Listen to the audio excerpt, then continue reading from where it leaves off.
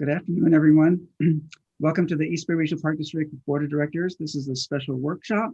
Today is April 23rd, and it is 12:05. And if I can ask our secretary, Connie Swisher, if you could take a roll call, please. Sure. Connie Swisher, Executive Secretary, taking roll call. Director Colin Coffey. Here. Director Beverly Lane. Oh, I'm sorry, she's going to be late. Director Dennis Waspy. Here. Director Elizabeth Eccles. Present. Director Ellen Corbett. Here. Director Ann Wieskamp. Here. And President D. Rosario. Here. Great. I'll just start off with a short comment.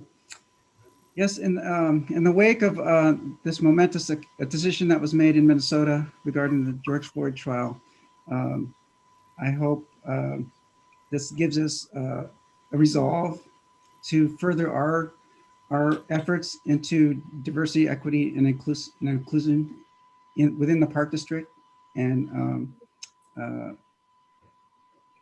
hopefully that we can continue on an arc towards equity. And I really appreciate all the support that I've had from the board members and staff regarding our efforts. But I also wanted to just to give acknowledge the courage that it took the people that participated in that trial, not only the jurors, but the witnesses and that came forward and testified, because that truly is courageous, and a courageous act. And I just wanted to acknowledge that and and just put a stronger resolve to our efforts towards diversity, equity, and inclusion. So thank you very much. And I believe in the absence of our general manager, Sabrina, is ill today, and Dr. Alvarez is going to make a few comments. Thank you so much, Director Rosario. Good afternoon, everyone. Deputy General Manager, Dr. Ana Alvarez, in the stead of our General Manager, Sabrina Landreth. And in making some brief welcoming remarks, I would echo the sentiment that comes through from Board President Rosario in terms of the times in which we are living today. And it's so true that we're living a very extraordinary year, not only because of the body of work that's being advanced pertaining to understanding civil rights and social justice issues, but also the body of work that's being asked of our public servants in being able to respond to the COVID-19 pandemic. So the workshop really presents an opportunity to understand the inner workings of the district and with the context of bringing forward into today's times, and also in understanding your priorities and what may be the drivers within the context in which our elected officials serve our public. So with those opening remarks, I also would like to add that we do have a beautiful day ahead of us today. Staff has done a very good work endeavoring to bring together a snapshot of our capital finance and capital maintenance program. And the reason why that's critical in many ways, but one of the pieces that I wanted to showcase for you is how this body of work correlates with the growth of the Park District. As we think about our capital infrastructure, our built infrastructure, that drives, it's a primary driver for our ability to open land for public access. It also correlates with the staff growth of the district as we continue to extend services to the public. And in the board materials that you received at the back end, Deborah has done a beautiful job to continue tracking and reporting out the growth in terms of staff for the district. And there's a table there that shows you about a 24% growth in the last 15 years or so. And we're still being challenged to address the right staffing levels for the district. So that's an important piece. And if I can ask staff to go ahead and put on the slide deck so that we can begin, I would really appreciate it. So next slide. And so here we are, board workshop number 3. We have 2 left that are coming up in May 21st and July the 9th. May 21st, we'll continue the conversation on the built infrastructure, but also we will incorporate the natural infrastructure of the district, which those are at times park amenities such as trails, and also our natural resources. And we will close the series of our board workshops this year with the open space or opportunities through land acquisition, which is scheduled on July the 9th. Next slide. And just as a quick reminder, how all of this comes together, we would like to have an opportunity today and for the remaining of the workshops to engage in a conversation with our elected officials to start understanding your priorities or the most pressing needs based on the themes of the workshops, and that we can, in this conversation, have a general consensus, but we're not taking any decisions or votes, but rather more conceptual consensus within the framework of acknowledging what's already in play in terms of staff capacity, the priorities that have already been identified from the previous board workshops and board priorities, and that we continue prioritizing our actions as we continue to endeavor in delivering the body of work. And all of that culminates with the implementation and reporting out, as you see in the Park District's performance plan, which is featured as part of the budget, and also the body of work that comes out in implementation and reporting out in the respective work plans for the board committees during this year and the future year. Next slide. So we do have a full agenda, as you can see, and I'm very excited that Deborah will be shepherding all of us, through 4 different tax parcel measures, including Measure AA, which really catapult the Park District's ability to acquire all this land on the East Base, which define the urban limit line. So that's very exciting to understand where we are on Measure AA, all the way to Measure FF, which is the extension of Measure CC. And there's tons of commitments pertaining to, in this particular tax parcel measure, but that speak to our ability to sustain healthy and safe forests on the east side of the hills here on the East Bay. So it's about our response to wildfire management, which is a critical element that will continue to drive the priorities for the district. But also I would like to take notice, if we don't get too exhausted as we're going through the day, to really pay close attention to the promissory notes, because that really speaks to our commitments to our staff in terms of allowing them to have the right workspaces for them to be able to deliver the mission of the East Bay Regional Park District. There's over 76 workspaces sprinkled across 33 cities, and the promissory note speaks of it in renovating and addressing very old workspace infrastructure, but also very exciting pieces such as the promissory note pertaining to the rehousing, the public safety headquarters. That's where that piece lies in terms of the renovation piece that remains for Peralta Oaks North building. And then to get us started, we do have a break at 1:30. Deborah does a beautiful job of facilitating. If you do have a need before 1:30, let her know. We will certainly pause and do that. And then to close my my opening comments for today, I would like to let you know that as Deborah is walking us through the agenda, she will be calling upon several members of our team to present on some of the items. And I do want to recognize that we do have joining us for the first time in a board workshop, Robert Kennedy, who is our newly appointed Chief of Mast. And we're very excited to have him join us, as well as Katie Hornbeck, who just recently was promoted to continue serving on a permanent basis as our grants manager. So those are 2 exciting changes in terms of staff, and you'll be hearing from them today. So with that brief introduction, if there's no other comments or questions from the board, Director Rosario, I would like to turn it over to Deborah. Let's go ahead. Thank you. Thank you, Anna. Deborah Ocker, the Assistant General Manager of Finance and Management Services. Good afternoon and welcome. And remember, this is a workshop setting, so we're going to be a little more casual and we welcome your questions. The Board of Directors is not making any decisions today. Anything that we bring up that is maybe a staff recommendation would be brought back at a future meeting to take action on. So this is just discussion, and we're listening for any questions and comments that the board has. As Anna mentioned, we're joined by members of the executive team. I see Chief Chiaburo, we have Jim O'Connor, we have Christina Kelchner, and also Eric Fuller, and I think Mary Mattingly are with us, along with some other chiefs and some of my finance team. And we're going to present to you, we're going to review the capital finance program and maintenance. And goals today really are, we're reviewing various programs, including our grants program, and we're going to discuss public commitments, funding capacity, some status of programs and goals that have been met, although we continue that conversation in the next two board workshops, and emerging strategies.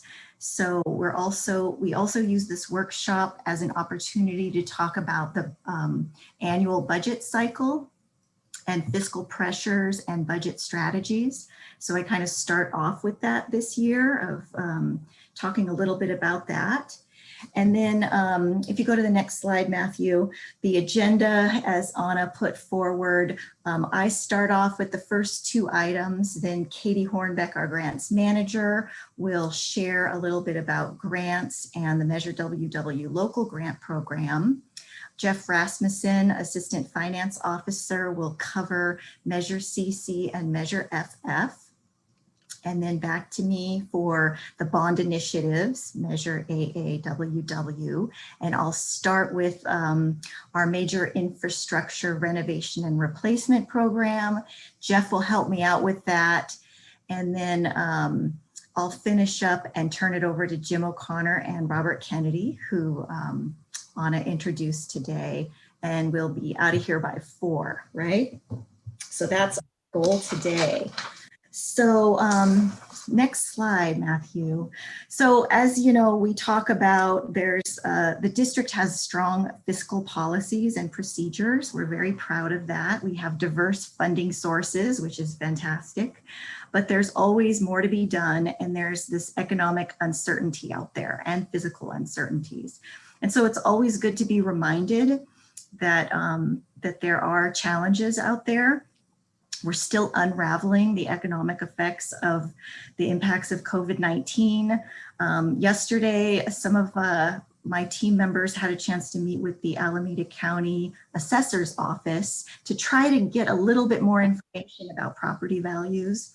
And they're still analyzing, but they're saying that growth is slowing, as we've been mentioning. So the growth is going to be 2.5% to 3.5%, whereas this year it was 6.8% growth. So they see a slowing. They're still analyzing the commercial property market. There's 33% more appeals at the assessor's office for commercial properties than there have been in the past. They're estimating a 25% drop in personal or business personal property tax, which is unsecured property tax. So we're keeping an eye on all of that. The other thing is typically you're allowed to raise the value of properties up to a maximum of 2%. And this year they're only raising it by 1% is what they're saying. So this is all still, fairly new information, hot off the presses, but that's what the property values are looking at. And since that is the majority of our revenue source, it's good to keep a pulse on that. We'll be getting more information from them in June. But also we're a little unsure of the health orders. We're all very hopeful that COVID is, getting better in our area, but we're just not sure what different constraints will be coming forward in the next years. And then of course we have climate change and threats to outside revenue. So those are always things that we have our eye on. We're always keeping the pulse of those. And then today we're going to talk about our public commitments. We've already talked about wildfire prevention and the needs for us to manage vegetation. We've been working on protecting the environment. We have economic restoration needs out at the gun club. We're also looking at some other properties that are donated to us or dedicated to us that we need to do some remediation on. And then our infrastructure, our maintaining our current assets. So those are all things that are always on our mind on the finance side. Next slide. So we'd like to remind you of our complete budget cycle. We're working on the first part of our budget cycle for the 2022 budget by meeting with the board of directors. We have 5 board workshops during the year. Right about now, we have our auditors coming in next week for our second virtual audit, and they'll be closing out the prior year financials with us, and the annual financial report will be issued in June and July. That's about the same time we're working on our mid-year review process. And during mid-year, as you know, we're also looking at funding long-term liabilities and looking at if there's opportunity funds, addressing these economic uncertainties with making sure our reserves are in good shape. Sometimes we have the opportunity to put funding aside for our fuels management program and our infrastructure program and other things that are of high importance to the board. And so those are the types of things that we'll be bringing you at mid-year. And then we kick off our budget process in July and August, and the divisions are all involved with that. It gets a great deal of review, and then it comes to the board to the finance committee in October and November, and then to the board in December, and it also goes to the PAC. So that's our complete cycle. As we look at the budget strategies for 2022, we're not seeing that much different than where we are now with all this kind of, all these changes out there. But our goal is always to continue the current levels of staffing, monitor new staff. We know that we're always in need of, because of the growth of the district, of being able to open new parks and things, but we really are closely monitoring that to make sure that we can financially sustain all of that, and always meeting the new requirements that are out there and facility needs. So that's kind of our strategy for going forward on the operational side. So next slide. So the rest of our focus here today is going to be on capital programs, and I'm just linking operating with capital because every time you build something, there's new operational costs. So it's just good to talk about that. But here we are. As Anna mentioned, in 1988 is when we did go to the voters for Measure AA, our first capital bond issue. And so that's why we go back that far to look at where we've been. And this pie chart is really exciting to me because it does show that about 50% of our projects have been funded by these capital bonds. And before 1988, it was general fund money and some grants. So we've really come a long way. And our grant program is showing 33% over this time period of funding, which is fantastic. And there's a lot of work that goes into that you'll hear about, so that we're only really required to use the 20% for district money, like our general fund. Sometimes we're able to use some of our lighting and landscaping district money, and a little bit of Measure CC and FF are used for capital. But that's a great picture to show. So go to the next slide. When you're looking at how we leverage our bond money, here are some of the grant funds that come in, and I'm just walking you through some of the exhibits that are in the packet. So over the years, we've tracked the grants that are coming in that are focusing on capital. The projects that closed out last year were a little bit less than in the prior year. And you can see that it fluctuates on this chart here. It shows in 2020 that we didn't have any grants for acquisition. We did actually close one property sale. It's just still a project that's in process. We haven't gone through all of the closeout procedures, but that was at Morgan Territory. So next year you'll see at least that as a start in the acquisition grants category. We got funding from the East Contra Costa HCP for that. So So in your exhibit book, you do see grants, and in exhibit 2, you see active projects. Those are the listing of all of the active projects, no matter how they're funded in your book. And sometimes that's of interest to board members. So with that, I think I'm going to introduce our grants manager, Katie Hornbeck, and Jeff Rasmussen, and they are going to go over some of the new current grant programs. Before I turn it over to them, though, I do want to say that, you know, the total capital budget is about 508 total projects. You know, there's a budget of $383 million. So it's very significant. And we're just going to give you a little slice of all of this today. So Katie, please go ahead and introduce yourself. Well, good afternoon, everyone. I'm Katie Hornbeck, Grants Manager. Let me go and pull up my PowerPoint in a moment.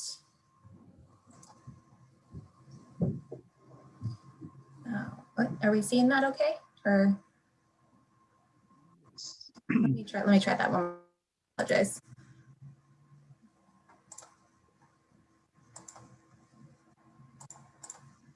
All right, can we see that? Yes. Okay, perfect. Great. All right. So as Deborah said, I'm here to give a grants program update. What was basically going on last year. When I was here last year giving this workshop or giving this presentation, I was only a few months into an acting assignment and felt like I had barely scratched the surface of everything grants. So I'm excited to be back and to be slightly more knowledgeable. And in this PowerPoint, all the photos that you see are projects that had grant funding and were either, you know, recently completed or still in progress. And I've just been so impressed with all of the work that we do and how grants come into play. And I wanted to showcase those projects. So today, what I'll be covering, here's our presentation topics, which are basically outlined in the memo.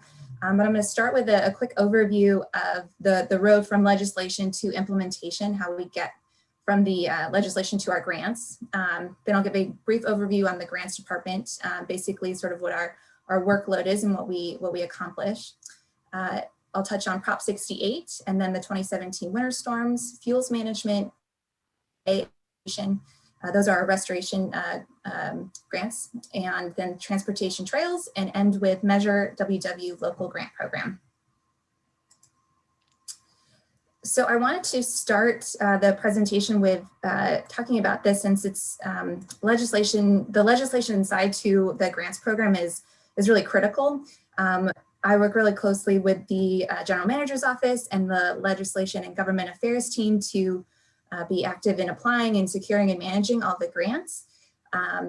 But when it comes to this first box, this first step on the long road to actually getting the project done with grant money, this first box really is our board and our general manager and their efforts and leadership in promoting and influencing and securing these grant funds through the relationships with our community leaders and policymakers. That way that they can create the legislation and initiatives that create the pots of money, like Prop 8 and the infrastructure bill and cap and trade. And then once those initiatives are created, the pots of money go to these administrating agencies like state parks, Coastal Conservancy, the Wildlife Conservation Board. And once they have their pot of money, they start the rulemaking or guideline process. And so they create their procedural guidelines. What projects would be considered eligible? You know, is there going to be a match? How much will it be? All of those, the check boxes for the actual grant program. And then we have our application and the engagement with the agency. And so they'll have their webinars and the trainings, and we'll find out if we have any projects that will fit into their box. And if we are lucky enough to secure a grant, then we have our project implementation. So I say all of this and I show this arrow because I think it really highlights some of the key tenets and lessons that I've learned over the last year, which are that grants are really risky. As you can see, it's a long process, and at any point it can disrupt what we think we might get, all the way through, even after the project is all done. It's 3 years later, we could go through an audit process. And if our payment requests weren't perfect or some kind of documentation is missing, that money is still at risk.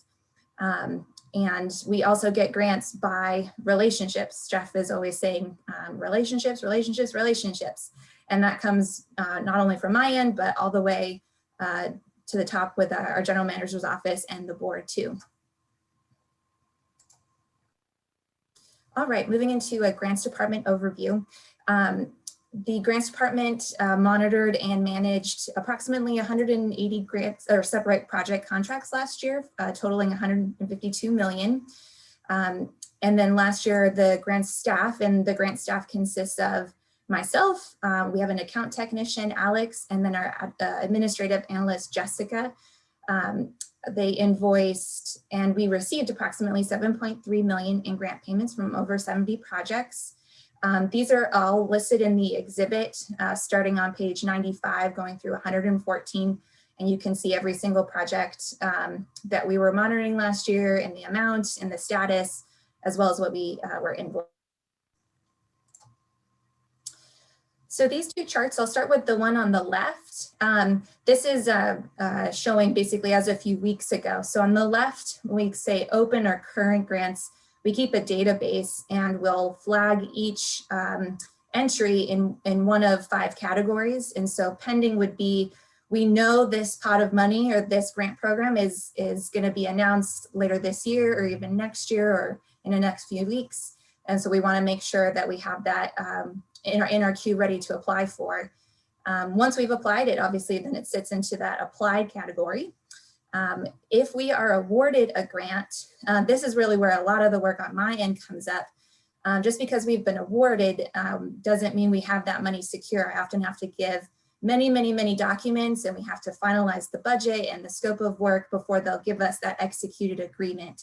And once we get that, the grant becomes active, and you can see the majority of our grants are in that active phase. And those are the projects that are ongoing right now. And then in closeout, so this usually means the project is finished, and then on my end too, we're hustling to get in last invoices, last payment requests, really make sure all of our ducks are in a row so we can get that final amount of money and close the project. On the right, you can see the number of grants, active grants that we have by department, with the majority being in DECO's house, followed by this orange is, it says administration, and those are basically all of our 2017 FEMA storm projects. And then the next largest category would be restoration projects here in green. Okay, moving on to Prop 68. So far the Park District has applied, or we've been awarded at least 6 Prop 68 grants. And these 3 are highlighting just in the last year. Towards the end of 2020, we were awarded a $1.2 million grant for the Point Mulati project. This was a Natural Resources Agency grant. We're still in the process of getting the agreement executed, but this was really exciting for us. And we had a very first virtual site visit that we conducted that went really well. The next grant that we were awarded last year was for the Doolittle Bay Trail project. This was also another Natural Resources Agency grant. And then for Tidewater, we applied for a state parks grant. This is the statewide park program grant that we applied for last month, and we'll be finding out later this year if we have been awarded. Per capita, so last year we were notified of what our allocation would be, which was approximately $4.5 million. When we went to the board for authorization, we had proposed divvying that amount out over 4 projects listed here: Tidewater, Tyler, Roberts, and Briones.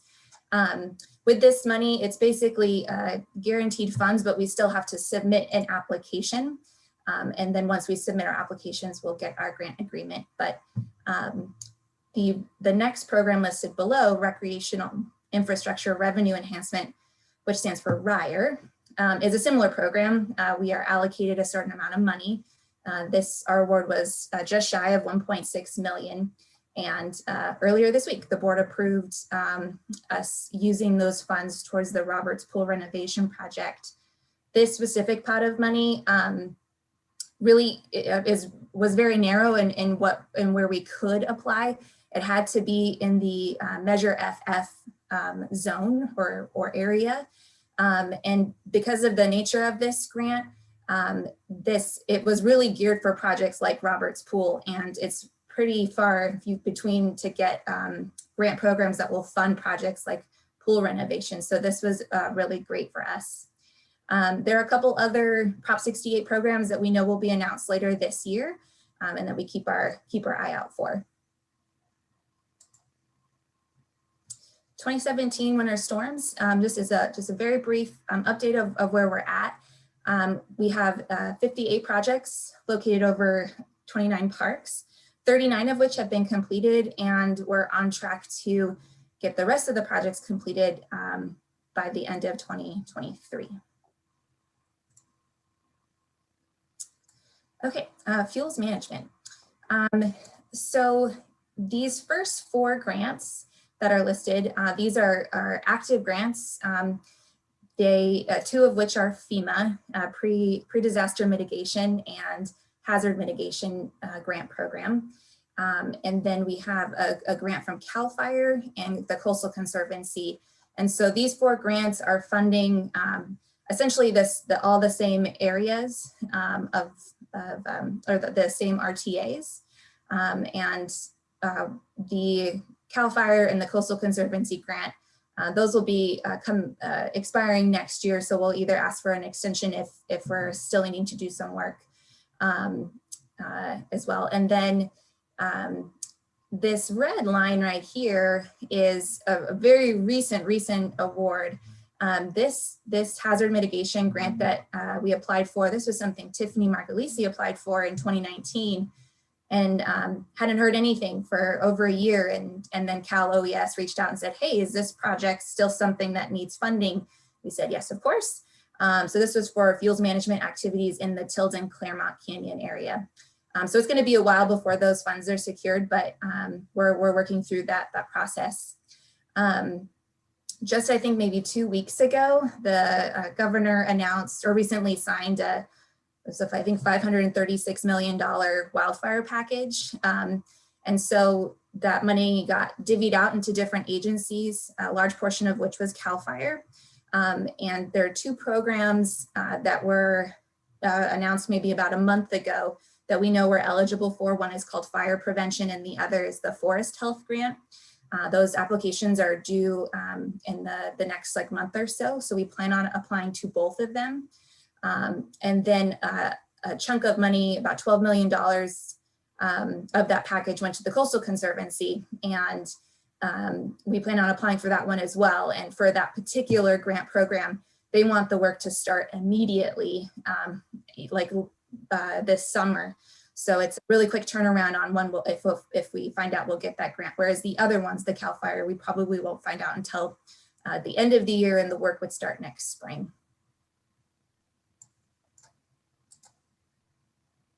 All right, Measure A implementation. So these are the funding that comes from the San Francisco Bay Restoration Authority. We have submitted 10 applications over the last several rounds, and we've been successful in each round. This highlights what we got awarded. The very first round, we received funding for the Encinal Dunes Restoration Project. The next 2, Coyote Hills and Hayward Marsh, that funding was for the design and planning process. And then this most recent round, applications are usually due every October, and we find out in the spring if we've been awarded. This most recent round, the $3.5 million grant award, was for Coyote Hills construction, which I believe is on schedule to start sometime next summer. So this was a really great win for us, I guess, because it really helps fill in some of that funding gap. And the Restoration Authority has been really excited about this project for a while, and now that we're ready to break ground, they were ready to fund us. Transportation Trails grants. So this highlights current projects with secured grant funding. I'll highlight just with the Point Melody Trail. So I'd mentioned earlier the $1.2 million grant from the Natural Resources Agency. Also last year, we were awarded a $900,000 grant for the State Parks Recreation Trails program. And then for Doolittle, just this past February, we secured the $4 million grant from Caltrans, which was through their active transportation program. And then down here, rebuilding American infrastructure with sustainability and equity, which is shorthand is RAISE. This was previously known as BUILD. So when I've come to you in the last few meetings and have given you BUILD updates, I'll now be referring to them as RAISE updates. And so it just, if you're starting to get a little confused with all the different acronyms, but it was just recently announced that the application for this grant program is due July 12th. So we are hustling now to start that process and work on the application. We started with a tentative project list with about 20 projects, which the board has seen in previous meetings. And we've, over the last 2 weeks, have slowly whittled it down based off of some data analysis that we received from a consulting firm we hired to create the most competitive package as possible. We're still fine tuning that. The cap for this, for the grant request is 25 million. So we do need to finesse the list a little bit more. All right, and then the last update is on our Measure WW local grant program. The 10-year report is still on the district's website. And since I didn't really know much about this program up until getting into grants. And so going through that report was a nice primer for me, and just really understanding and appreciating the depth and breadth of this program. Over 2 counties, at least 46 different cities and communities and local park districts and county service areas all benefited from this program. And all the projects included, creation, expansion, improvement of neighborhood parks and playgrounds and community centers and pools. An example being the East Oakland Sports Center, which received $6 million from this program.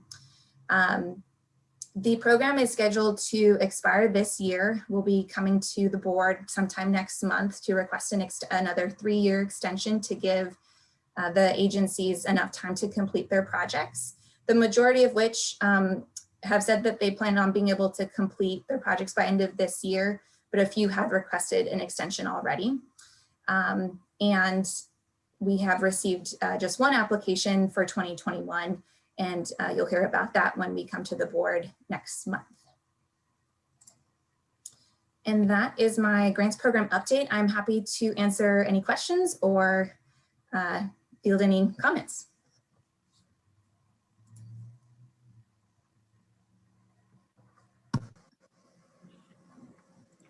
Director Rosario, you're muted. We'll go to user there, as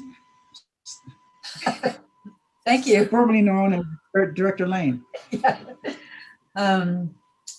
For some reason, the laptop would not show the Zoom. And so I didn't have any messages since last Wednesday. And now I am in my office. So I managed to get in here. And I have a couple of questions. One is, first, thank you for the report, Katie. I mean, it's very gratifying to know we get these grants, and I know there aren't very many of you, who are totally focused on this. So I know you get cooperation from throughout all the other divisions to do it.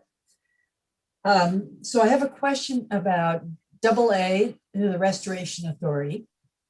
And it's good to see that we received a grant each year. I'm wondering about how much funding is available in total each year. $5 million, $10 million. Is there an approximate amount that I know everyone around the Bay applies for? I don't have that number in front of me. I can definitely get it to you. I saw Director Rossby was doing a higher up. It is much higher than that. We're one of, I think, 8 projects that were awarded this year. Our amount was the largest, but they've funded projects in the past upwards of like 8 or 9 million. So Director Lane, I can follow back up with you on what that actual number is after the presentation. Yeah, so with any of these, particularly this one that includes those of us with wetlands around the bay, I am always interested in what we're able to be successful in receiving, because we do have a really long shoreline. And I'm happy that, after 4 years, we are receiving something in the millions. So I congratulate you on that. And, yeah. And then, Dennis, did you have something you were going to add on AA? I was just going to say 25 million, but I know Eric knows the exact number. Available each year? Yeah. Yes, so if I may have the Park District, through my participation, serves on the advisory committee, and there is it's a $500 million measure in the life of the measure with a 25 million annual allocation. And through the legislation of the Restoration Authority, there's a percentage that is allocated to East Bay, to the lands and the shoreline on the East Bay, and that means that it could be appropriated for the different owners of the shoreline along the East Bay. But the Park District it's a primary owner and landholder of the East Bay shoreline. So we anticipate at the very minimum what has been allocated through legislation. It's just pacing the body of work, and we anticipate that we'll be seeing even more. All right, that would be very gratifying. Then I have another question on another topic, but if others have something on AA. Yes. Yeah. Director Coffey, go ahead. Have we applied for any AA funding for projects in Contra Costa and just not received them? Or we just haven't gotten around to submitting any Contra Costa projects yet? We have submitted in the past. I believe we submitted at least once, if not twice, for Bay Point and didn't receive anything. We also applied for, or we were going to apply for an acquisition project in Contra Costa County, but ended up not being ready in time. We have a master list that has a combination of projects both in Contra Costa and Alameda County. We usually put forth 2 to 3 applications, one in each county. We've just, as you can see, have been successful just in Alameda County. Okay, thank you. But Director Coffey, it's also true that the Restoration Authority has funded projects in Contra Costa County, not just, but not projects that have been submitted by the district. Thank you. Good to know. Then my other question has to do with the newly named program RAISE. And you probably said this, but we were very excited when we received the $10 million for our for out of the Tiger grant. And that, I think, was the maximum that you could receive in that grant. So are you saying that the maximum in the RAISE grant is $27 million? The maximum that we can apply for is 25.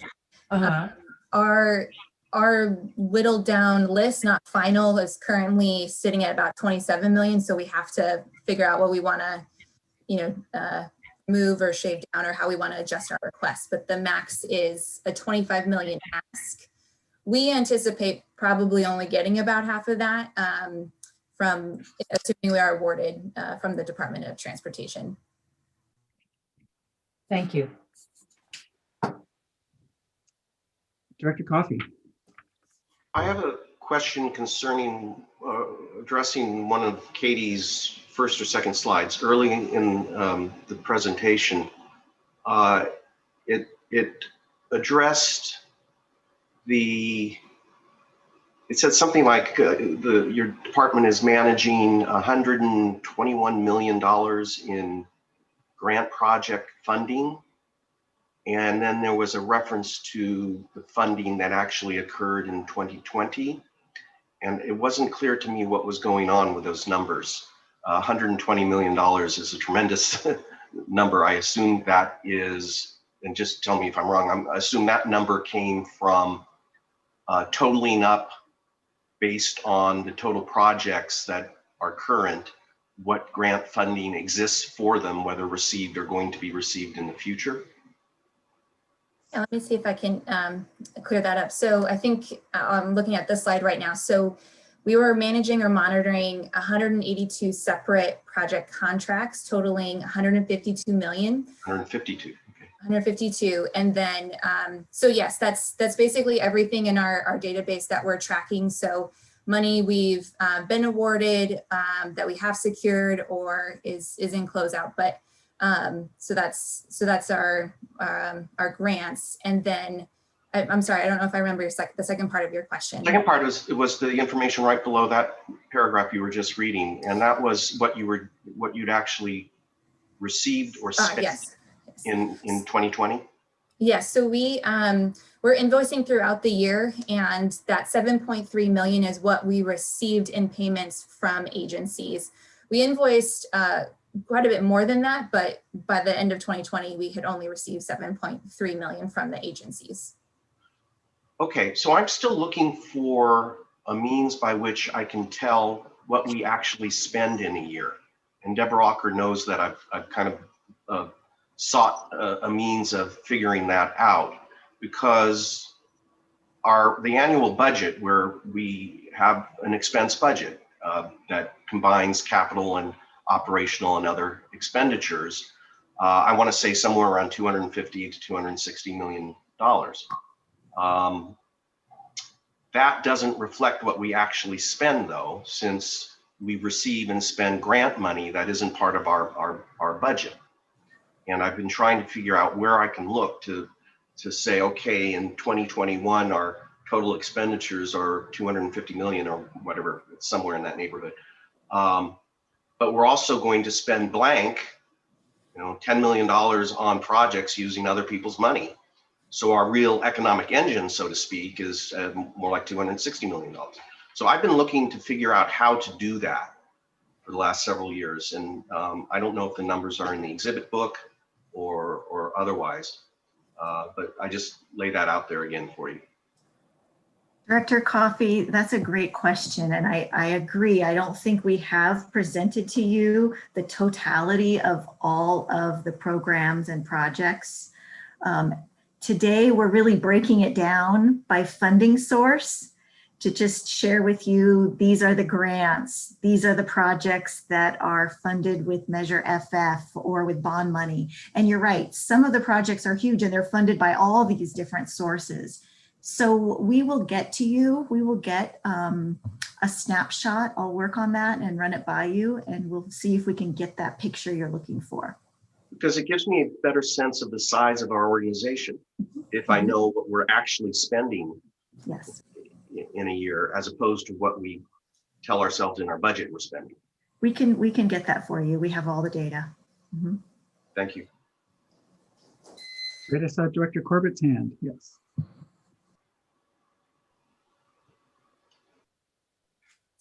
Had to unmute. Thank you very much, Katie, for this truly comprehensive report. And I really appreciate how you put all the pieces together to help us understand how we get to those final dollar amounts and how much work goes into it. And it obviously reminds us of our continued need for our advocacy efforts, at all the levels, and the participation of the board, and also helps us remember we have to be vigilant about looking into the future for additional revenue measures. So thank you. It's a good reminder every year to know this is an ongoing process. So thank you for that. I don't want to comment on any of the specific projects at the moment, but unfortunately, I do have to go back to work. So I just wanted to make a few comments since I won't be here for the later discussion. And I very much appreciate how this has been put together once again this year. My hopes for the future is to continue to make sure that we watch what we do with an equity lens and make sure that we bring resources across the district to our many residents, urban, suburban, on our urban and suburban lands. So that equity piece is very important to me. And I also just want to voice the level of support, a strong level of support for all the work we're doing for fire prevention and managing our urban forests. It's so important, and we are leaders. And I just want to make sure as we look at how climate impacts that, we don't forget the fact that our shorelines and surrounding areas, both along the bay and down by the Delta, will be impacted as we move forward too. And we always look to see where the resources are for that. And especially appreciate that line of questioning from Director Lane to make sure we also get our fair share of funds from some of these groups that do have funds to share with us. So with that, I'm so sorry I have to jump off in a few moments, but I will watch the recording. And I also want to welcome our new head of MAST, Robert Kennedy, since I won't be able to do that later today. So thank you, everybody, but see you later. Thank you. And then anyone else with questions before I make a contribution? I just wanted to say that this is a great report. Thank you. This is a lot of work. And I'm really appreciative of the 3.2 hazardous mitigation funds from FEMA. That was a long time ago now, it seems like. And John Kaufman from Claremont Canyon will be extremely happy. As he's been bugging us, right, Elizabeth? But anyway, I also this is not a comment. It's just that there's a project coming up on Lafayette Moraga Trail at the canyon with the East Main Mud and City of Moraga. That project's going forward, and it's a 2-year program, and at the end of 2 years, the trail bed will be ready to be restored. So we should be looking towards grants to do that work. So with that, great report. Thank you very much for all the work. It really is amazing. Thank you. Thank you. Thank you so much, Katie and Jeff and the whole grants team and the legislative department that keeps the money flowing. And as I wanted to say, when we talk about all these funding sources, it's our practice to always spend the most restrictive money first. So we start with grants because they're always the most restrictive, right? They have all these requirements, timelines, specificities, very specific goals in getting that money. Also, we didn't have this in our report, but it's a good time to talk about grants. Jeff mentions that they're risky and where we don't get the money that we thought we were going to get. And a couple of times we've shared with you that we had expectations to get funding from the feds for COVID, not capital related, but COVID grant money, which didn't end up coming through. And so in those cases, we do have to find other funds for those expenditures that we expected to be funded by grant funds. And you've seen that time to time where we have to do a FEMA match, or we decide to expand a project more than what the grant allowed for, and we pay the difference for those. So you'll see that coming forward also. Jeff, was there anything you wanted to add about grants? Thanks, Deborah. You guys did a beautiful job. The only thing I can add and remind everybody, we don't get paid for the grants we get paid for the grants we complete. So this whole thing implementation is the key at the end of the road. So thank you to operations and ASD and all the departments in the district fire department for getting the work done, because if we don't get the work done, we don't get paid. Yeah, and you see Jeff running around everywhere because his job is to make sure implementation happens. So he does everything he can to keep those projects moving and on track so that we get that grant money. So, okay, so if there's another question, Director Waspy.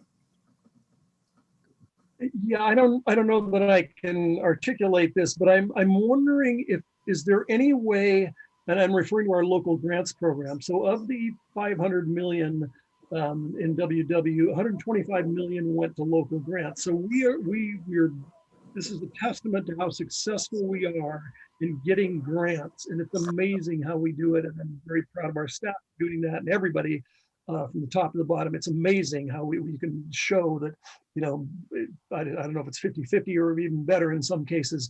Do we or do we emphasize that? And I'm thinking in the future, if we go for another whatever maintenance, parcel tax, bond measure, whatever in the future, and we do, I mean, I think it was brilliant to say, hey, you guys all jump on board because we're gonna give you 125 million out of our successful bond measure here. If we try that again, is there any way that these folks with that $125 million that we gave to them, did they have the same opportunity, or did they have the same skill set to double it or triple it through other grants to do their projects? Or was there any way to quantify that, or were we able to influence them to try to do that? I think you're asking what is the total project cost of those? And I think we did get reports on the total project costs. So we do have some information where, you know, we provided 25% of the total cost and they had to find the money somewhere else. We might have some of that information. I think it might be in the 10-year report. I think we just need to look, maybe it's in the 10-year report and we can look at that. It is, it's in that report. Myself, I just want to have people know that, you know, if not only do we give you some money, but it's going to be more than that if you're smart enough to have a grant department like ours. To leverage it. Yeah. I've gone to a number of ribbon cuttings regarding these local grant programs, and there's always been ours is just part of a pot. So, but it's a big portion of the pot. So, great. Thank you for those comments. Yeah, I agree. The local grant program does bring us success. Okay, so if you're ready, we are going to turn it over to Jeff Rasmussen, and he's going to talk about Measure CC and Measure FF.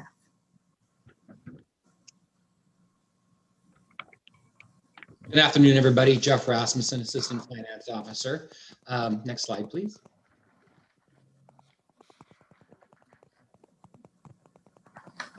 And we're talking about measuring CC and FF. We're talking about the exact same zone or area in the western part of the park district. So here's just a map of that area to remind everybody as we talk about both CC and FF. They're the same zone. Next. Measure CC, I'll start with that first. The big news here is that Measure CC, after 15 years, finally sunset in 2020. That was the end of the line for it. So in June 30th of 2020, we received our final grant payment, our final program payment of $47.8 million. And the good news there was that the $47.8 million was actually $1 million more than the original budget we created in 2004. So we actually received an extra $1 million than the $4.68 million we had planned for. Next, please. So where we're at to date, of the original $46.7 million, we've spent $41.9 million, about 90% of it. So we have about $4.8 million left to spend. But then also the good news is we have this $1 million in additional revenue. And we are going to need some of that money to settle up some of the overages and underages on our projects. Things don't always come in after 15 years. Things don't always come exactly on budget. But that being said, we should be able to maybe have about $700,000 of additional money that we'll put into the reserve fund for the board's discretion. We can talk more about that in the presentation. Next, please. So there in Measure CC, there are 83 approved projects, and 57 of those are complete, and there's 15 remaining in progress. And then there are 11 operational projects that still are ongoing. All the staffing for those 11 projects have been removed and moved out as complete because we'll talk a little bit more about staffing. Measure CC funded a large number of staffing positions, but those have all either been transferred to FF or the general fund. But we still consider it here, fuels management is still we consider one of our operational ongoing projects, as well as some restoration and resource management work at McLaughlin East Shore. And also there's some work going on at Point Pinole. So there are 11 operational projects that will continue to move forward, along with the 15 more in progress projects. Next. So some completed projects. Here's a great picture of the Albany Beach Restoration and Public Access Project I know the board's very familiar with. Next. And here's a picture of the recently completed slide repair at Claremont Canyon near the Gelston residence. So we're getting near the end of the program, but I thought those two good examples of things that have gone on recently. Next, please. So as I mentioned before, there's 15 kind of in progress projects. So this year at mid-year, the staff's preparing to come and appropriate $727,000 of the remaining funds left to be appropriated for these projects. So that'll pretty much complete all the appropriations for all the money we have to move for moving Measure CC projects forward. Plus, we have to make some other adjustments, as I mentioned before, to staffing and other overages. So that'll all come to the board hopefully in mid-year of this year.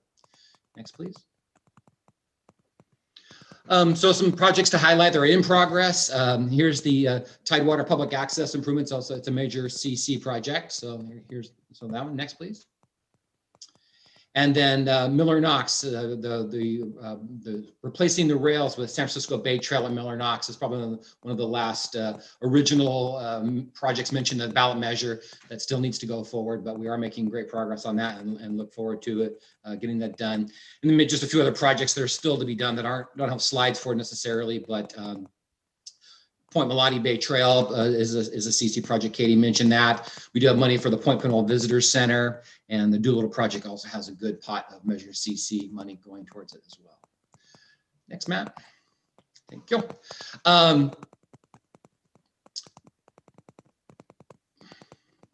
So as I mentioned before, all the operational projects were for CC were moved to FF or to the general fund.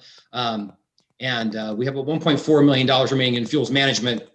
And as Katie has shown on the grants, this is also true for CC. A lot of the CC and grant money are matching FEMA funds. So all this work in CC is actually tied with the FEMA projects as part of the match package for that. So that's part of the 1.4 remaining for fuels. Next, please. So as I said before, after we make any final year adjustments and that kind of thing, we think there might be an approximate balance of about $700,000 that will be available and put into the reserve funds for the board's discretion. However, staff is recommending this money go for vegetation management projects across the entire CC zone. And it's a high priority for us. It's a very successful part of CC. So we're looking to bring that to the board in mid-year for their consideration. And next. And I think with that, I'll take a brief break if there's any questions about CC from the board. Anyone have questions? Director Lane.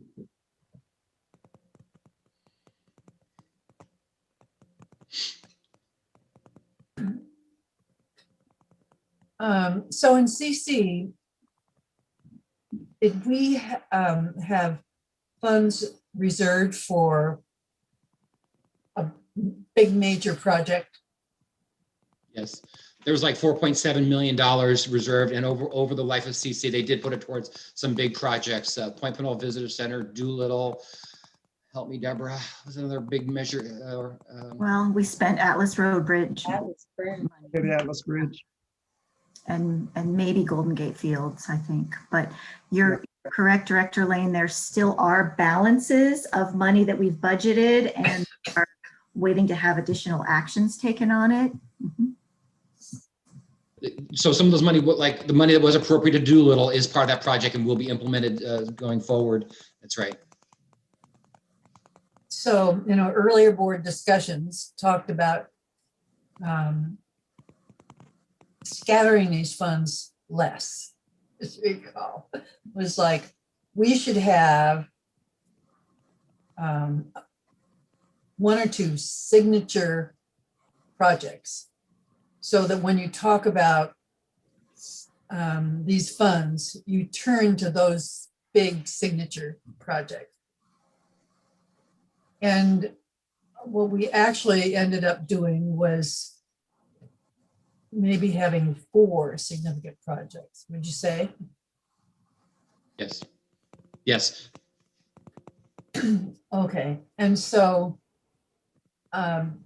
did we talk about doing that same thing with FF? I don't think we have not had a reserve fund discussion with that. There is 10% held back. We have not had that conversation yet. Mhm. There are ways to go yet. Thank you. But Director Lane, that is a point that I don't know if we have focused on recently, that you want to be able to, after the measure is over or after it's halfway there, say, these are the big projects that this initiative is funding. And we know from our side, it's funding a lot of operations. And we are very thankful for that these funds can provide for staffing for all these different parks. But you know, the voters always want to hear about the big, exciting projects. And in the memo, it does call out, like we mentioned, Atlas Road Bridge, Point Pinole Visitor Center, Doolittle Drive, and Albany Beach. Those were what we did put towards reserves.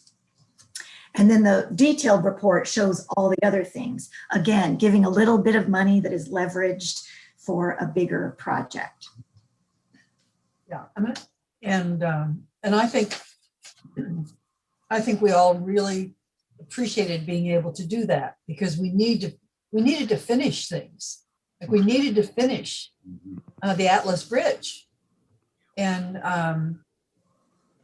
now if you want to talk about an access that was created, at least in part by CC, you have something pretty spectacular that you can point to and say, remember when there was nothing of what you have there. I mean, you couldn't get to the park from that side. And now people are circling around trying to find a parking place. So it's good to keep those large ones in mind. I don't know when we will actually have projects that are so unique. For instance, in the FF area, that one project would stand out and everyone in the whole area, every city, you know, in both counties would say, oh, that's a fabulous project, because we're diverse, you know, from one end of that to the other. Well, that's all I have. Thank you. Yeah, well, thank you, Director Lane, because you are bringing a different perspective than what Jeff and I were sharing. The board will have an opportunity to appropriate these remaining funds. As he mentioned, we're closing out the staffing projects, the projects that are complete. We still have that interest accrued, and we will be coming back to the board to say, here's some additional reserve money. And I was suggesting we could put it to fuels management, but you're bringing up another perspective that if there are significant funds, it may be best to put them towards a project. So those are things that we'll be talking about in the future. And it looks like District Council Carol Victor is on. Did you want to add anything, Carol? Good afternoon, District Council Carol Victor. One big difference between CC and FF is CC was a parcel tax. FS is a community facilities district. So in terms of looking at reserves and those type of issues, we have to look at the legal requirements with regard to the community facilities districts and how we do appropriations. So they're the same but different. And I just wanted to raise the lawyer. The lawyer will have to look at that closely issue for you. Great. Any other questions? I just have one. I just need a clarification. There's 4.8 million remaining unexpended, but that's going to be absorbed by that's going to be pretty much absorbed by the remaining projects that haven't been completed, and there'll only be about 700,000 left. Is that correct? Correct. Okay. Great. That's all I needed. Thank you. That's pretty good. That's pretty good. It's very good.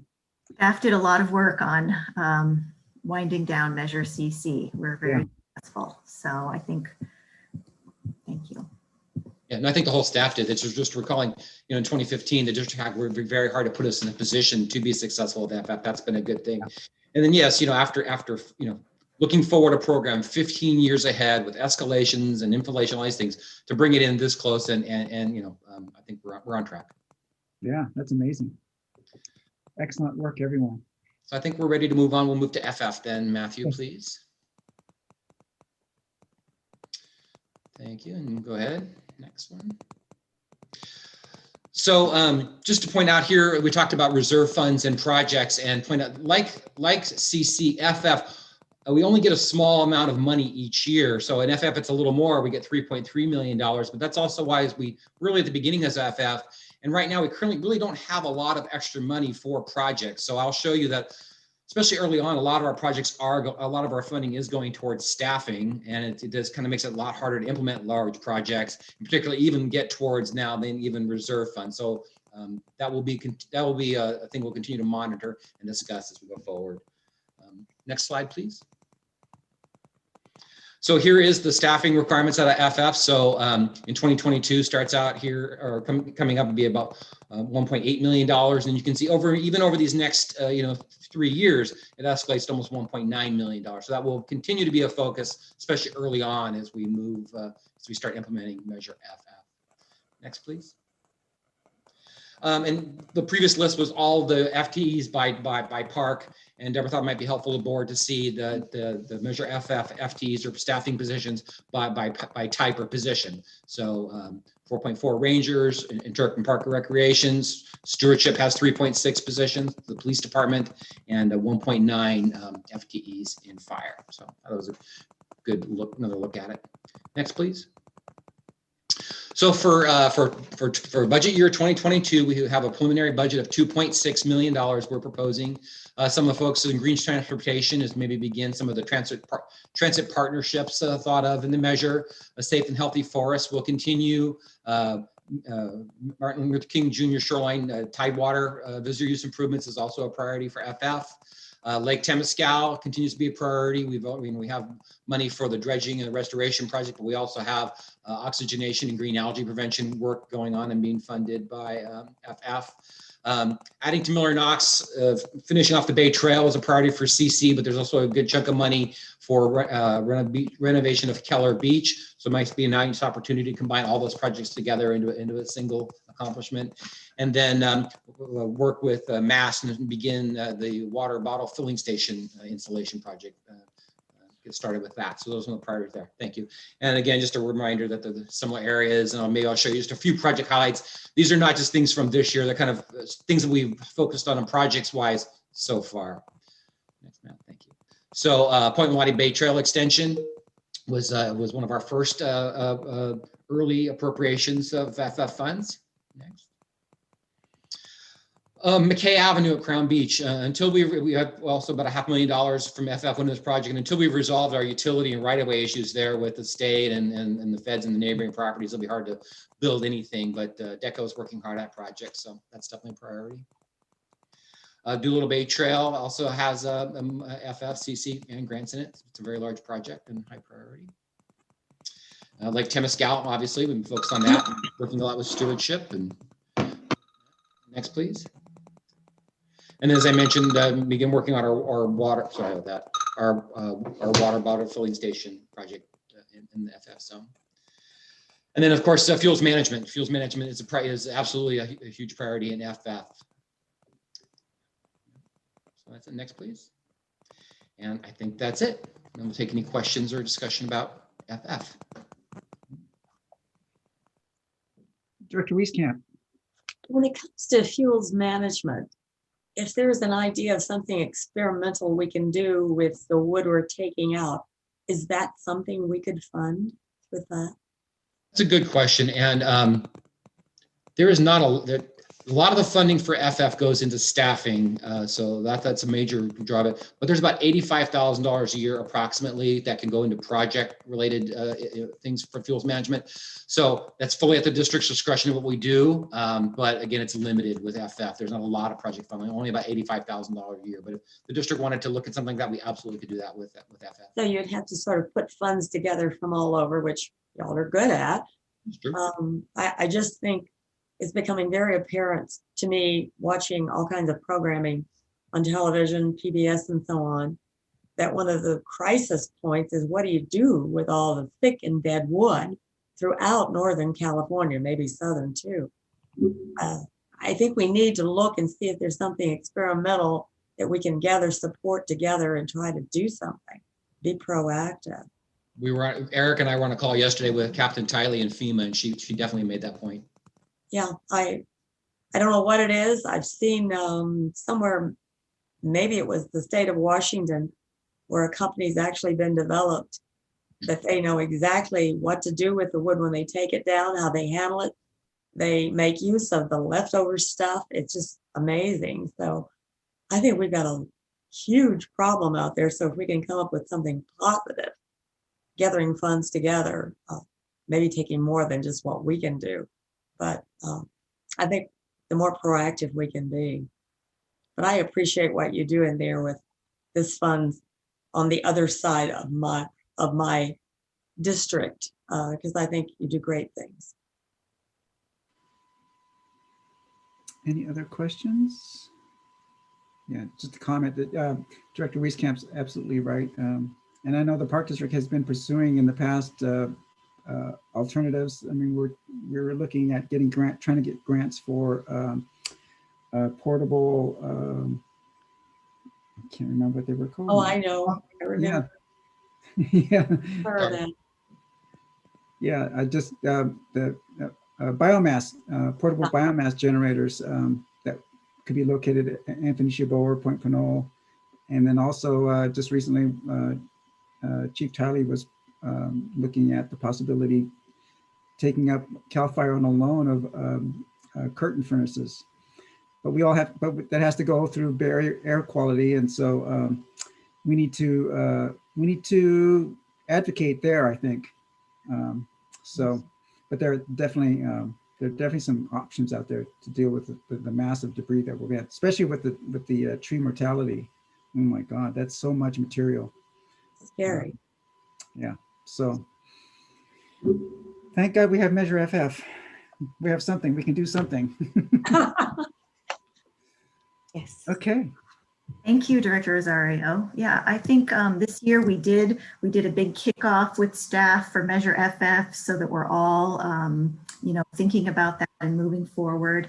And in your exhibit packet, of course, you have the details of all of the completed and in-process projects for Measure CC, what's outstanding. And then also the commitment list for Measure FF is included in your packet as a reference if you ever need to go back and look for that. Yeah, very much appreciated. Okay, so thank you, Jeff. I think that's all we had for the two initiatives. We are ready to move on to the bond measures unless you'd like to take a quick break now, or if you'd like to defer that after a couple of more items, that's also fine. Yeah, it looks like we're ahead of schedule. Let's go ahead. You want to go ahead and move forward? Go for it. Okay. All right, Matthew, would you like to bring up the Measure AA capital bond slides for me? So as you know, Measure AA for the district, different than Measure AA for the San Francisco Bay Restoration Authority. This is our initial capital bond program, started approved by the voters in 1988, issuing 225 million of capital bonds. And we completed the local grant program for this. That was completed quite a while ago. We've issued all the bonds and have just a small amount of debt service, which actually, no, we paid off all the debt service on all of the Measure AA bonds. Mm-hmm. So we have $5.4 million remaining in the program, mainly almost all 92% in the area of acquisition. And in some ways that's because when we put this to the voters, we promised that 75% of our portion would go towards acquisition, 25% would go towards development. And we still have acquisitions on the table out there. It's just that acquisitions take a long time.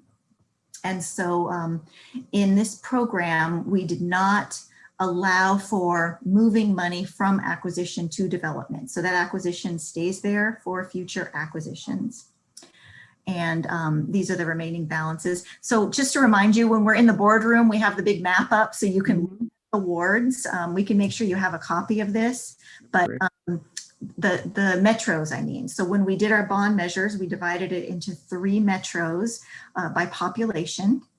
You know, we're getting new census data, so we will be, you know, mapping that over our metros and see where the percentage split lies. For Measure AA, we won't make any changes to it. That program's closed, but we will use that for Measure WW to kind of rebalance the percentages for that. And then also you might recall, this is covering the entire 2 counties. That's how we set it up. But if you go to the next slide, Matthew, there's an exemption over Murray Township. So I believe it was, Fuller reminded me, it wasn't part of our district, or it wasn't annexed in 1988. And so it wasn't part of Measure AA. And so we did not include that in part of the program. So Brushy Peak and Del Val are not included in our, Measure AA or our Measure WW program. Next slide. So we say, okay, so where are we and what did we spend this money on in Measure AA? You can see there's a tiny bit of room left on the acquisition side. Things that have recently happened, we're still using this as one of our first sources that we look for, right? We're looking for the most restrictive first, so we want to use this acquisition money whenever we have the opportunity. And so in the Diablo Metro, we did use some for the Morgan Territory purchase that we authorized this year. Also, in the West Metro, we have some money reserved for, you know, the easements we need for Point Melotti Trail, things like that are happening. Next slide. On the development side, you can see there's hardly any room, and the budgets that we have that are for projects that are out there in Measure AA for the development side is there is you know, some project money out there for the GARMS staging area at Pleasanton Ridge, some funds for the Oyster Bay projects that are going on right now. The Coyote Hills Restoration Project has some Measure AA bond money. And then in the West Metro, we have Lone Tree Point Trail, Pinole Shores Trail were funded with some Measure AA development money. And so the Measure AA development money is almost gone. Go ahead to the next slide, Matthew. The board set up what we called the consolidation accounts for each metro, kind of identifying that once you get down to just a little bit, you can't really spend it on anything significant. So we decided that once a balance gets to $150,000 or less, we would just move whatever was remaining in that allocation area into the consolidated account.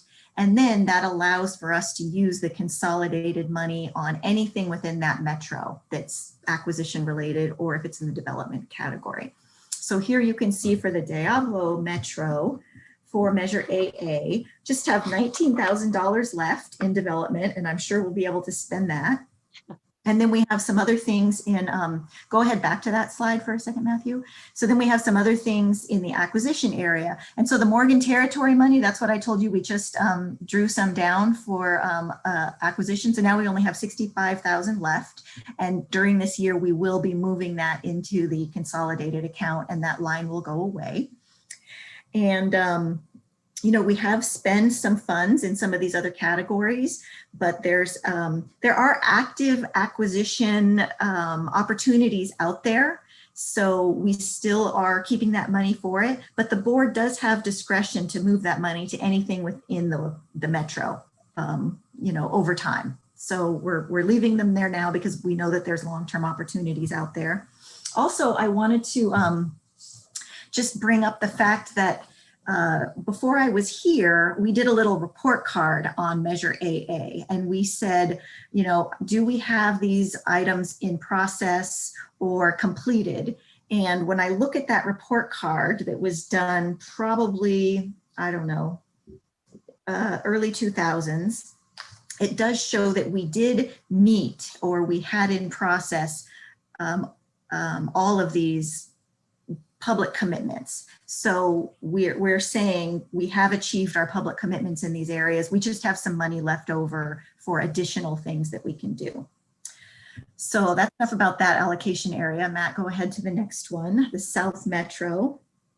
Again, we have, some things that are linked to trail projects take a lot longer than just regular park projects, as you all know. So the Del Valle to Shadow Cliffs line item, that is in process. There's active stuff going on if we need that funding for that project.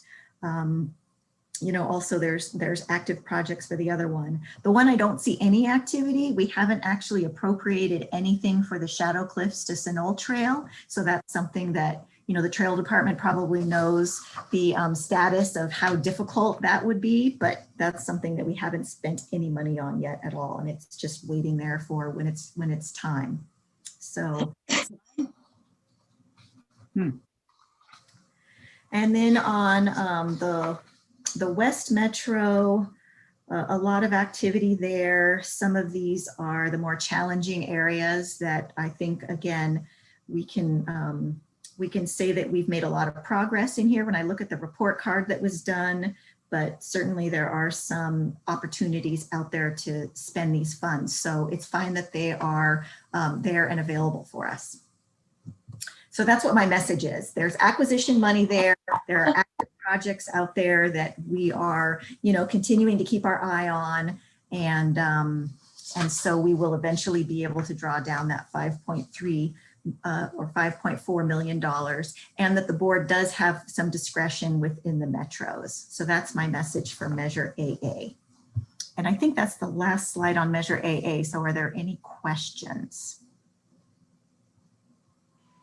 Okay. Questions?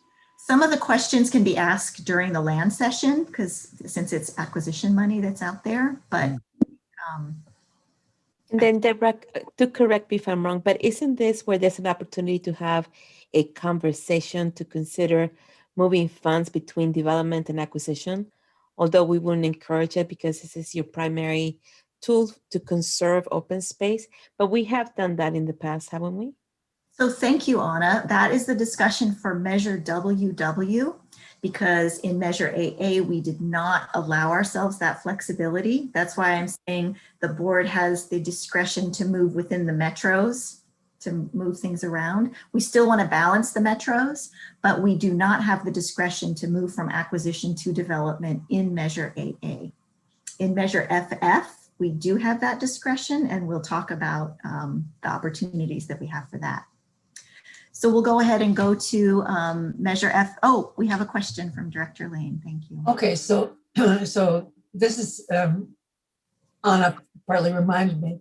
This is a question I ask every year, and that is, so how could we work on AA to be more flexible? I mean, do we have to go before the voters in order to allow some of this acquisition money, which, since 1988, we haven't been able to use to go into development, which where we could use it. So what would that process be? Before we worked on that process, I really would look to see if we could use this acquisition money maybe in other ways. The board does have the flexibility to use it as acquisition funding, but you could decide to do it in a different allocation area. And I think we do have some acquisition opportunities over time. So that would be the first recommendation that I would have, that let's look at it really hard for acquisition opportunities. We did actually do a long-term lease with some of the Measure AA money. We sought counsel from Bond Counsel, and the port was unwilling to sell us for fee title the Crowley property. So we have a very long-term lease for that property, and we are able to use Measure AA money, acquisition money for that. So there are some things that we may be able to explore that are available. And then you're right, Director Lane, if we find after a certain amount of time that we don't have any acquisition opportunities, then we'll have to seek legal coaching to figure out how to go about that. But well, and I think we all know we're reluctant to send that money to another metro area. So that's why we are where we are. mm-hmm. Yeah, we certainly have a lot of opportunities. So I don't think, I think the dollar amounts, you know, when you think of the property values in the Bay Area today, 5 million can go fairly quickly once we do have those opportunities pop up. So it just takes a long time. No, thank you. Okay, all right, so let's go to Measure FF. So after we were so successful with our first capital, then we went back to the voters in 2008. Go ahead to the first slide. And we did a renewal of Measure AA. We got the Measure FF title for that. And we went for 500 million. So Deborah, it's WW. Yes, Deborah. Did I say AA? See, I'm getting confused. FF. WW. I think it must be almost time Measure for a break. WW. So we had a total of 500 million. We continued the local grants program, and 75% of the total went to the district. And of that amount of 375 million, 75% went towards acquisition and 25% went towards development. We've issued 3 rounds of capital bonds for this program. The most recently in 2017 a portion were green bonds. We also, remember, for these bond measures, the voters approved to tax themselves an additional tax. And so every year we go to the assessor and we ask that the debt service be paid for with the GEO bond additional general obligation bond tax. And we promised the voters that we would keep that at $10 per 100,000 of assessed valuation or lower. Last year, it was around $6 per 100,000. And this year it dropped because our debt service dropped to only $1.40 per 100,000. So it's not a big number this year, but at the end of this year, we're going to talk about it in a minute, we're going to go and issue new bonds, and then that will come back up to close to the $10. Because when you issue new bonds, you have a big principal payment. So when we have this bond authorization and we call all of that funding unappropriated, and then as we start to utilize those funds, we appropriate them into projects and they become budgeted funds. So here on this screen, you can see of the 375 million, we still have about 230 unappropriated that we have not designated into specific projects.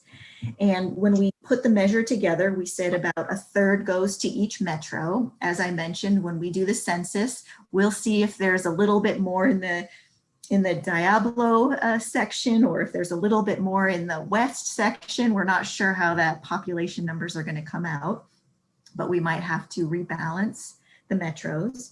Right now, we're showing about 43% has been appropriated in the West. So that's a little heavy, but it all balances out as we get to the different projects. So next slide.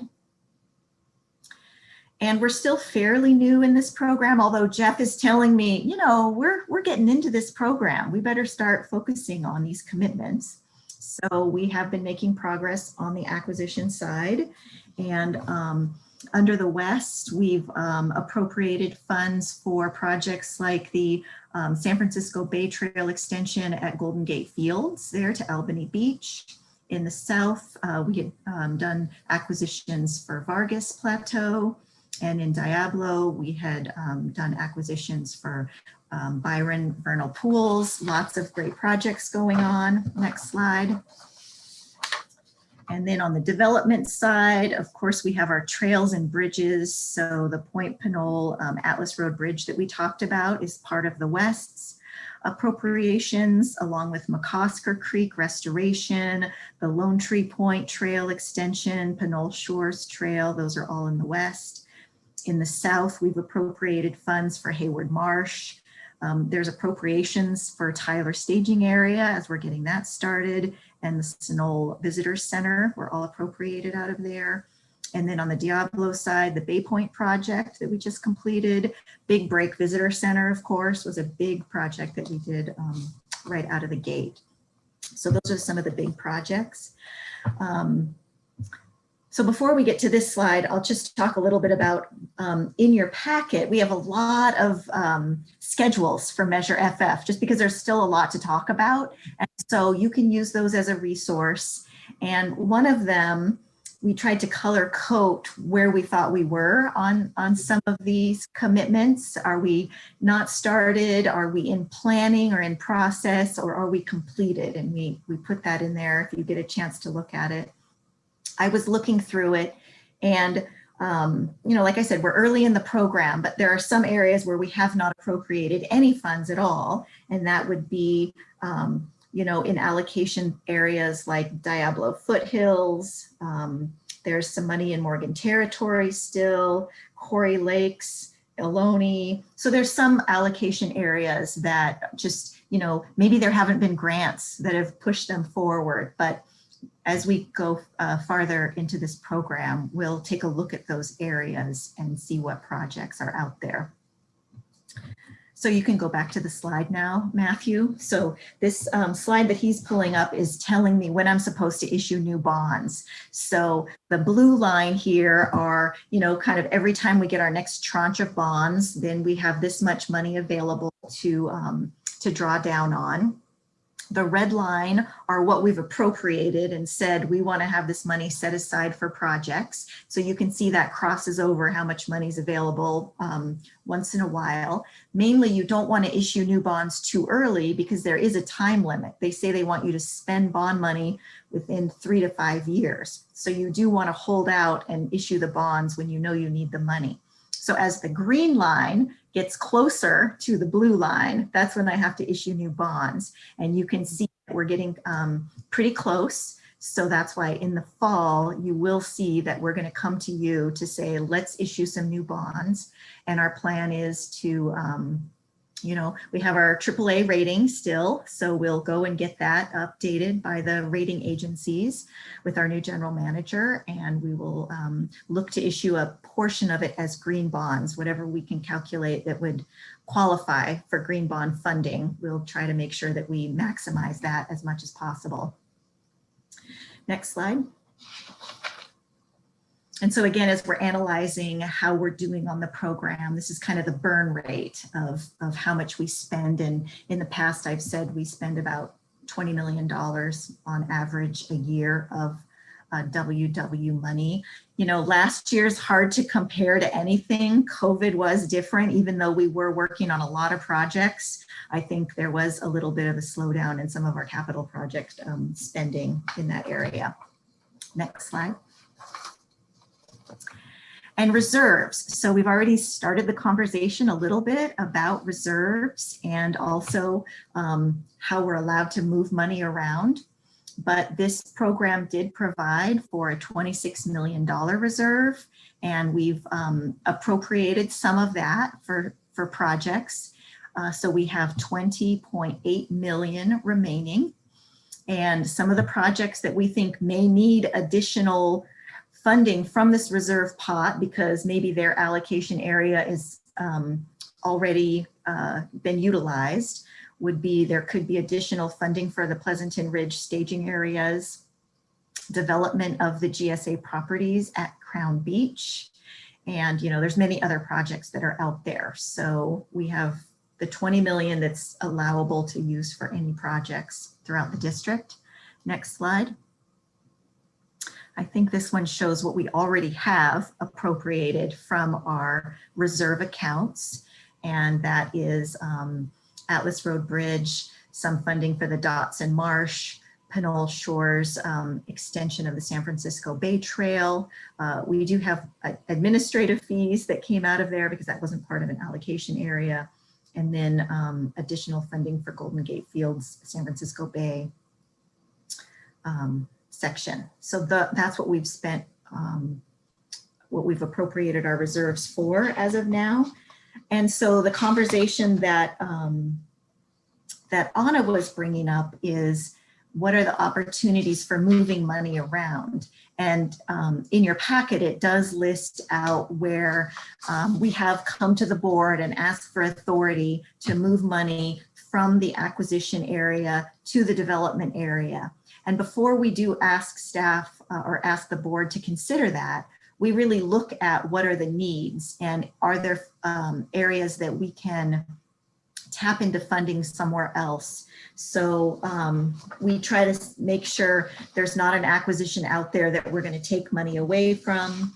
And it really does make sense to add additional, take additional money from acquisition because this project is either grant funded or ready to go or a high priority. So we've done that in a couple of areas. We did move for the Iron Horse Trail. We moved some money. You know, the trail projects are kind of tricky along with the Urban Creeks money. The Urban Creeks money had a lot put into the acquisition side, but we're seeing that the development is really where we're needing to spend the money. I think for the Greenway, East Bay Greenway project, again, we did that, which is a trail project. And then some of the others, McCosker Creek is where we moved the Urban Creeks money over to the restoration of that project. So if you want to drop the slides for me, Matt, I think that was the last one. And let's see if there's any questions on Measure WW. I know a lot of questions have to do with status of projects, and you are welcome to ask about that, but we're probably going to answer those in workshop number 4. So it always gives Lisa Gorgian and her team a heads up of what you're interested in. But any questions about the capital program and the capital bonds? Dr. Coffey. We're actually pretty far into WW. So it was a 20-year measure, so it will need to be renewed, assuming we won't pursue renewal of some form in 2028. So I don't recall if there was a timeline presented when we went to the voters, but really the timeline is when we spend the money.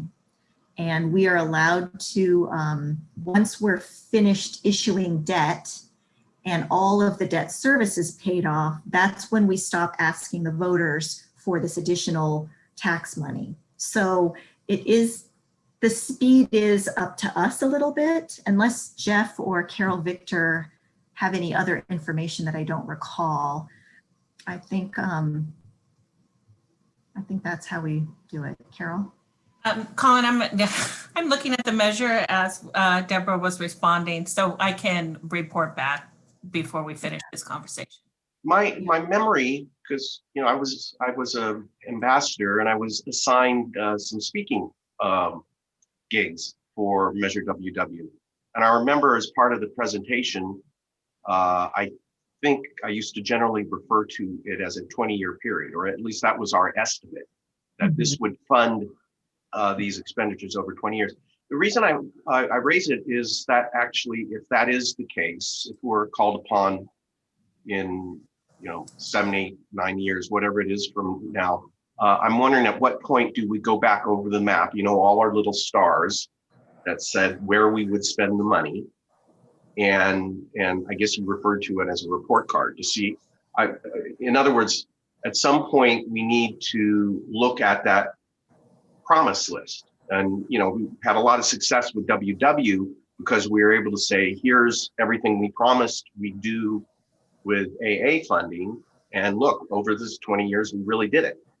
And so we need to be able to do that again with WW, and with the understanding that some expectations just don't pan out. In my ward, there's a big red star in Jersey Island, and that is yet to happen. But at some point, it'd be a good idea for us to know how well we're doing in terms of the promises made.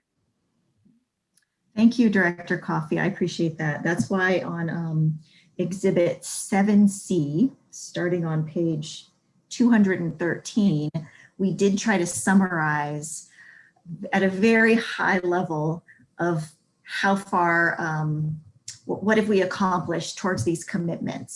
So the dollars are there of what's been appropriated. And then, like I mentioned, a little bit of color coding of the narrative to give you an idea of where we are. And I do agree, it is time for us to look at putting together a report card. So really seeing where we are on these projects. So we understand what the results will be of that. And we can talk about that with our new general manager. And I think public affairs was really helpful in helping us put that information together as well. Yeah, this is good. Yeah, I'm sorry, I'd only gotten to page 206, so I hadn't quite gotten this far. Well, that's what the workshop is for us to walk you through the documents and entice you to want to open up that gigantic hundreds and hundreds of pages of exhibits that Thank you. But that one is worth looking at because that's giving us an idea of where we have spent money and where we have started working on projects in the planning area. So, any other questions or comments? and Anna, did you want to add anything else? I know Bob Doyle was always very much talking about the use of reserves and making sure that I brought to your attention that those are decisions that you will have to make, and that as Director Lane said, you'll have to come up with criteria of what's important for the use of those reserves. So. No, Deborah, you did a really good job to give all the disclaimers. But in general, it is an opportunity that that can be addressed by our elected officials as we come to the end of this program or near the end of this program. And definitely, it should be considered with criteria to understand the priorities and also making the connections. I know our new general manager, Sabrina Landreth, will be addressing the overall long-term needs for the district. So this is an area where we can have a conversation. But you did a good job, Deborah, of doing all the disclaimers. Very good job. And I know looking forward when we are looking at possibly extending WW, we really need to look at how we're going to operate in new properties and even our current parks of the land bank. So they go hand in hand. Director Lane. The AA report card was a really effective tool that we used. And so are we talking about doing that with WW so that we've got our some records and some examples available that we can readily talk to people about? I think that is a great idea. I can't promise it's going to be done the timeline, but we should absolutely start working on putting together a report card. Yeah, so we did a report card and we gave ourselves an A, so. Well, why not an A+? Come on. Okay, see no other questions. I think we're due for a break. Yay. Thank you. How long would you like your break? I think we were scheduled for 15 or 20 minutes. 15 minutes. 15. We're efficient, aren't we? Sure. Very nice. And after? We'll see you back in 15 minutes. All righty. All right. Thank you so much. Thank you.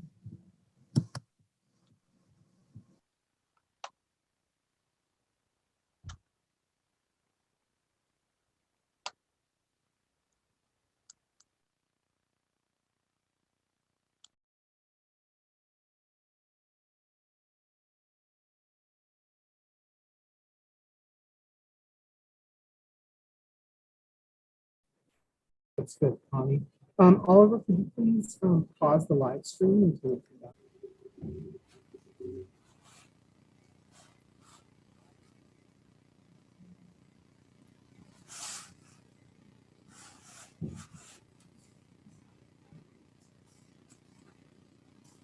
We are live. Okay. Welcome back, everyone. And we are continuing where we left off. We should be at major infrastructure.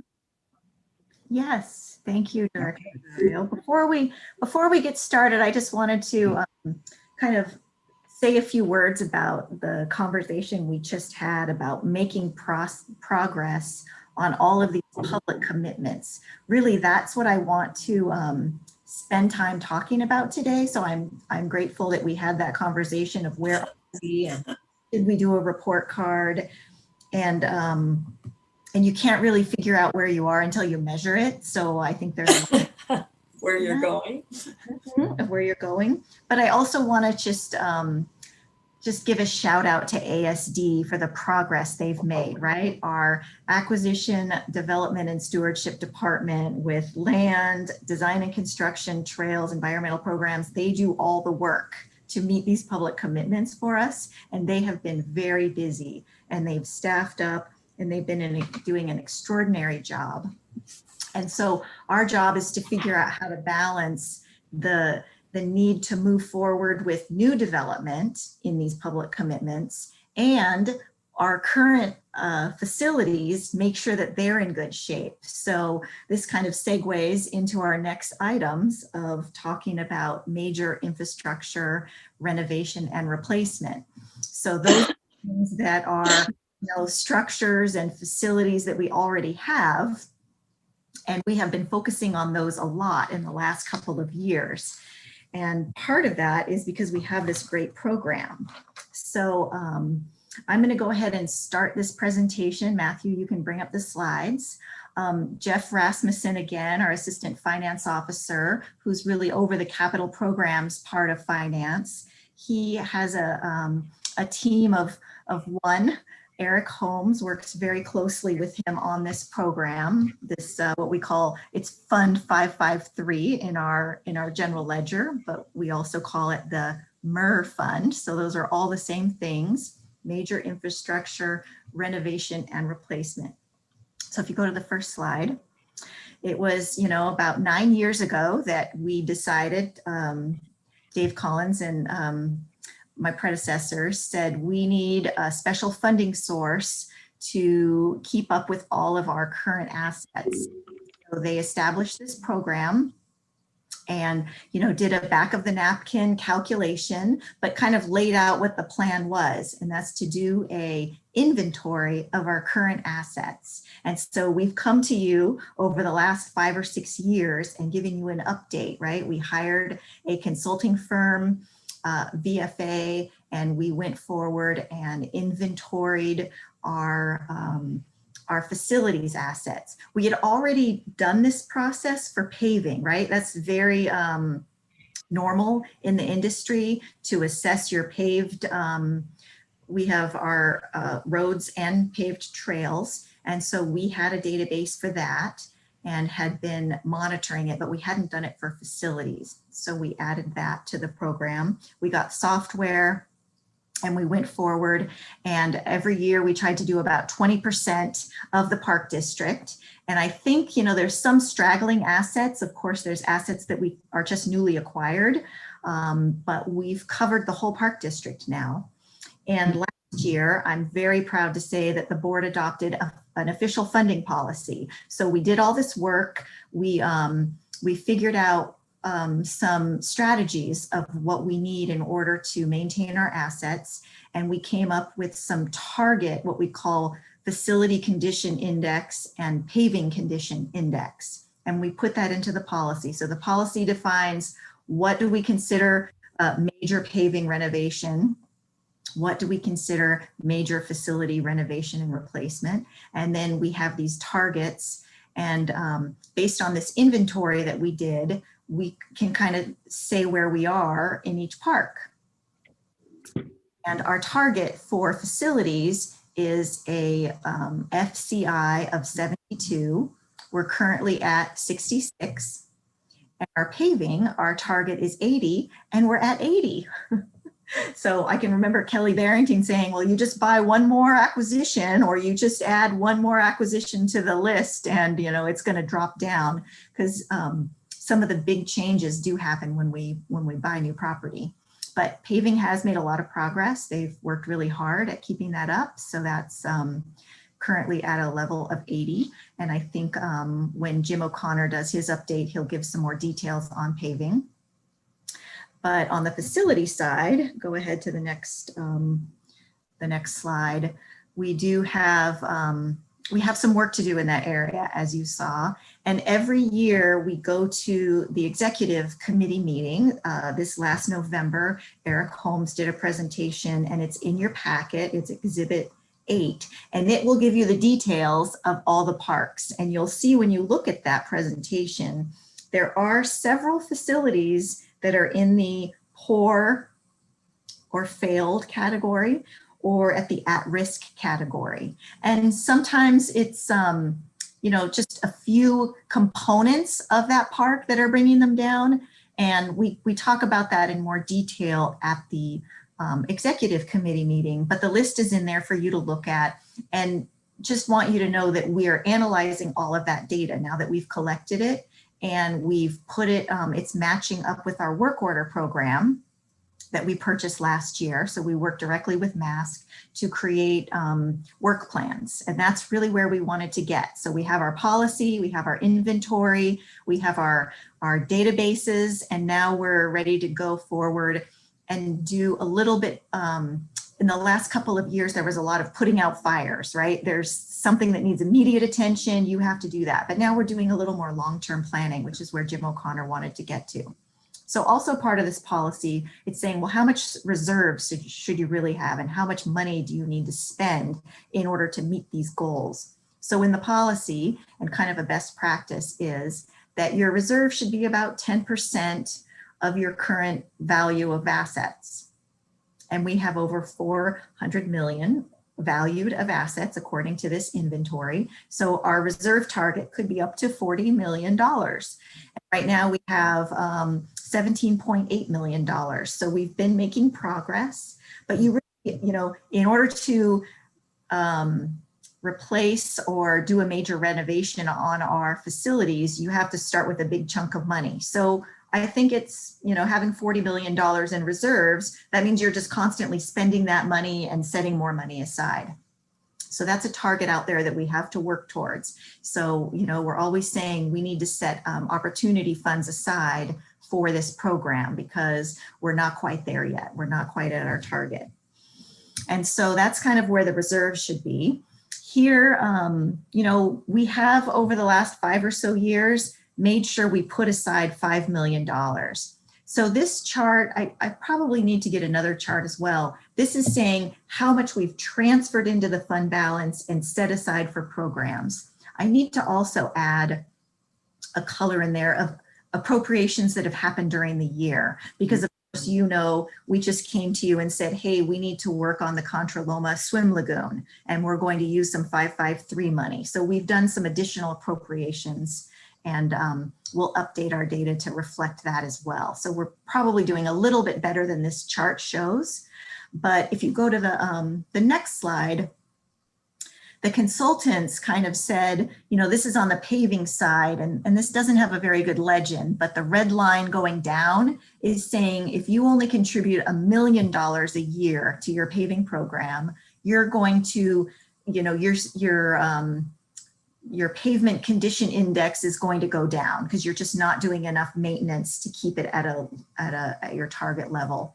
The blue line is our target, 72, and that's where they said if you put in $3 million a year, you can keep your condition at 72, which is what you, that was what we were then.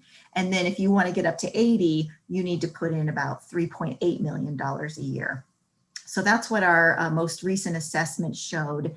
And you can see we've made progress in that area. The current year's budget has about $2.5 million of paving money from the 553 program. And then we also leverage that with grant money and the Contra Costa County maintenance money that comes in. So we do have some available.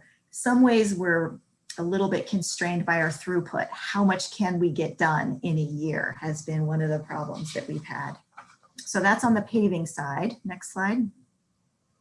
And then on the facility side, we have a new slide that it does acknowledge that we're behind in our facilities and that we really could use some good infusions of work getting accomplished. And so here the target is to be at, what did we say it was? 72. 72 is our target FCI, which is the top gray line. And so, you know, really to meet that target, we would need to put in about $11 million worth of work a year. So we're working on that. Like, we've prioritized a lot of infrastructure projects, and you've seen that coming to you over and over again, where we've been working on some of those things. So that's kind of the policy side of it and the history of what we've done. I'm going to turn it over to Jeff Rasmussen now, and he's going to talk a little bit about what the data is showing and what projects we've been working on. Go ahead, Jeff. Thank you, Deborah. Jeff Rasmussen, Assistant Finance Officer. And as Deborah mentioned, this is really an exciting time in development of the program, where now we're really kind of moving on towards implementation and working closely with MAST and DECO on getting projects done. And I think that's the initial point, just to tell the board that, so we work closely with DECO and MAST and work collaboratively to get these things done. There's not a hard line exactly in who does what. Sometimes projects maybe or, you know, the MAST can do. Sometimes they stretch and work on larger projects, and sometimes, you know, on a larger project, DECO will come back and help, you know, and help MAST. So as Kelly Barrington said, he didn't care exactly where the money was budgeted, and so anybody who can work on it is welcome to it to help get projects done. So we have the MAST, major maintenance side, and we have DECO, large project side. So on the MAST, major maintenance side, one of the things we're working towards is from the VFA data, and we've talked with the executive committee about this, is focusing on roof replacements and electrical improvements. Roof replacements, because once you lose the roof, and you start getting leaks into the building and things like that, you really can destroy the whole facility.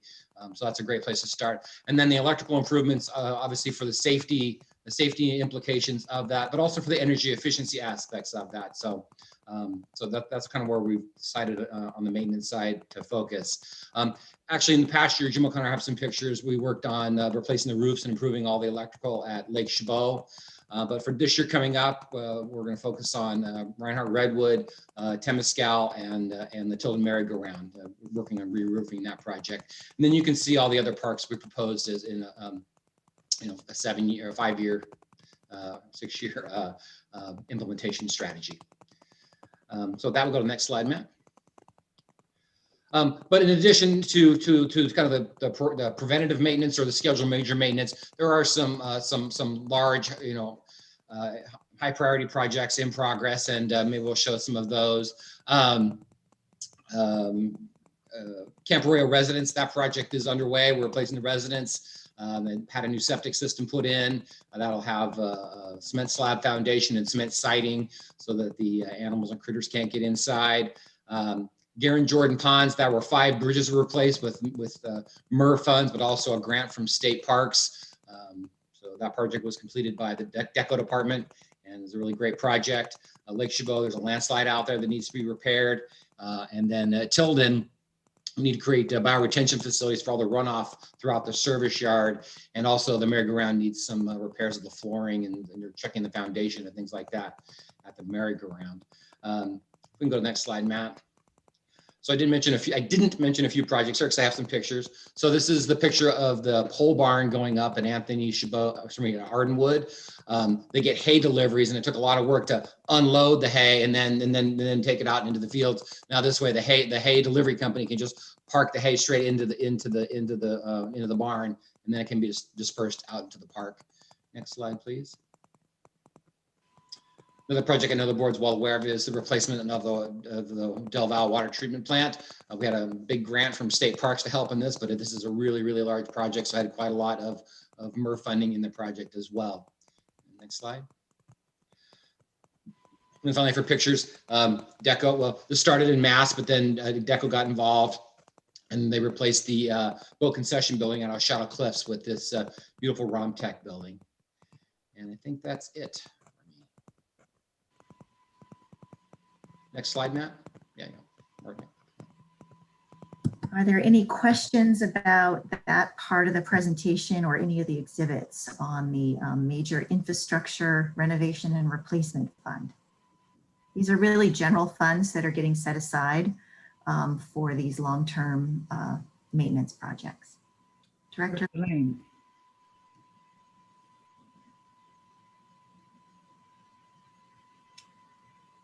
You're on mute.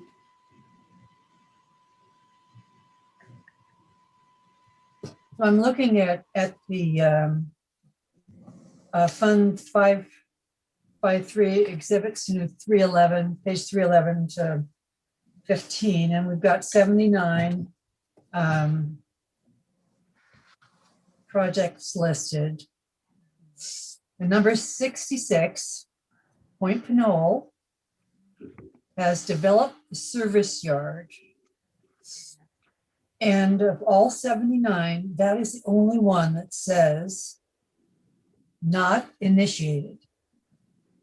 So a couple weeks ago, I did go to Point Pinole and over the Atlas Bridge and was reminded how much we spent to get utilities into our service yard site. And it's still,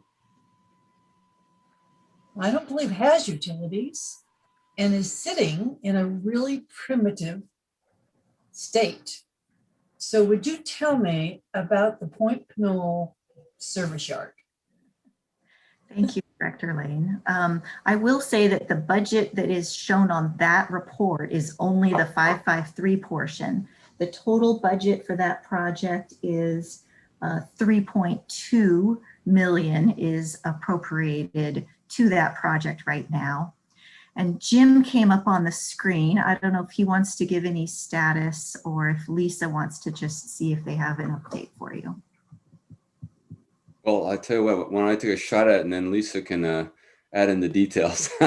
Director Lane, you remember that the service yard design that we're working on for Dumbarton Quarry campground, which would become the new service yard for Coyote Hills, that is going to serve as our model going forward for service yard development. That project is going forward right now and is expected to be completed either the end of this year, probably, or early next year. And what we're hoping is that we learn, test that pilot model out, learn any things that we need to change, and then we'll have our model service yard design settled after that. And then Point Pinole is our very next service yard project. So Lisa, have I got that correct? Yes, thank you, Jim. Lisa Gorgian, Chief of Design and Construction. And we are very close to getting our permits from the city of Fremont for the Coyote Hills service yard, and expect to go to bid in the next month or so and bring that to for award early in the summer. So it'll take about a year to construct. And as Jim said, I think the intent is to get through construction, drive it around the block a couple times, see what we need to update before we then and make any adjustments needed to then move forward at Point Pinole.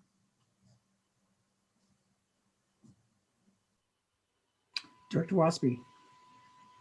Yeah, two questions. So when we talk about doing a number of roofs in our planning, and we talk about doing asphalt replacement, are these all jock contracts? No, the paving has been put out to bid a number of times, and I have on one of the most clear. The ones that the roofs we did at Lake Chabot were jock contracts, and I don't think any decisions been made on the future projects. We haven't looked at that yet. So, but it could go either way. They could be bid out or jock.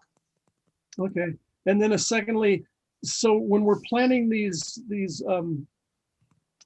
service yards and replacing, well, just replacing all of our infrastructure and our buildings throughout the district. Do we consider fire hardening? Because we recommend all the time in all of our publications to, fire harden your structures if you live next to a park. Do we live by do we walk the talk? And I'm wondering, conversely, is there any, I think the state's going to start trying to incentivize people like energy credits and things like that for fire hardening. Do we have the opportunity to take advantage of that? Well, I can speak directly to the residence replacements that I've been working on. And yes, they are required to be WUI certified or to the WUI standard for all that we build. We have the cement siding, that all the eaves and rafter tails need to be sealed up. Back in the days, you'd have your rafters come out and those all need to be buttoned up with cement siding. All the windows are tempered glass, and you need to have, like when we do the roofing, we all have fire prevented, fire excluded roof vents and things like that. So that's what we've been doing on the roofing and the residence side, but maybe Lisa or Jim have more information on new structures. Yeah, this is Lisa again. I'll just mention the service yard at Coyote Hills is the same as Jeff said. So it has the cement siding, and the WUI is that wildland urban interface. Just for that, I didn't know what that was for a while. So that, so and tile roofs, and then certainly in Fremont we're sprinkling. We're required to sprinkle those buildings as well. Great. Any other questions? Okay. You can move forward. Okay, so that's what we were going to report on. Oh, I see Director Lane has one more question. Oh, there she goes. So once again, we're talking about in the Coyote Hills, we're talking about getting permits from Fremont. Is Fremont a more difficult city to get permits from than other cities? Ask Lisa. Yeah, that's been a big source of delay for the service yard at Coyote Hills is how long it takes those permits. And they also have higher criteria. So just for example, the state code for the EV chargers is for all new developments to be EV ready. But in Fremont, we're actually having to install the chargers. So that's a city code requirement that's different than some of the other jurisdictions throughout the state. So they're very, I'm not sure if I say progressive, but they're, they have very high standards in what they comment on and what they require. So another example would be, having to sprinkle our amphitheater at Coyote Hills. So that's because it has sprinkle the amphitheater. Yeah, and we also have emergency exit lighting at the amphitheater. The outdoor amphitheater? That's right. Yeah. Amphitheater we've got. Don't you remember Quarry Lakes and the metal buildings where you had to have sprinklers? Yeah. They believe in sprinklers. Well, and there's a couple cities where we really work to give them parks despite what they do to us. And I just want to say that it's pretty darn annoying. And I think one of the reasons that our Dumbarton campground took as long was that it's in Fremont, right? And they had these onerous requirements. It's like Caltrans getting excited over a trail that when they usually do, freeways, and they can't figure out the difference between a freeway and a trail. I really like to have government work myself. So thank you. Director Wieskamp. On the other hand, as Lisa just said, it's going to be a coming requirement, which we'd have to add on later. So we have it done. And so that's good. So there's just a little upside to it sometimes. Patience. In general, over the years, we have seen a lot of new permit requirements that are take time and are costly. So we've seen that in many of our projects. Okay, so you will hear a little bit more about maintenance when I turn it over to Jim and his team, but I'm just going to finish up a little bit talking about how, you know, what I started off with is that there is an operating cost to all of these new developments that we have. And so you're all familiar with our term of the pipeline. So we have a practice of mapping out what parks and programs and developments are coming online in the years to come. We've historically mapped out about 5 years. And you know, it partly has to do with our commitment in our master plan that says we are not going to open up new parks or facilities unless we have it staffed for it. And so, as you know, we do have some properties that are not quite open to the public, and we are trying to figure out the timing of when we can bring some of those projects online, or when the developments are available and the access is ready and it's safe for park users to come online. So in your exhibit book, you have a little bit more details. Matthew's going to put it up on the screen, but it's going to be very small.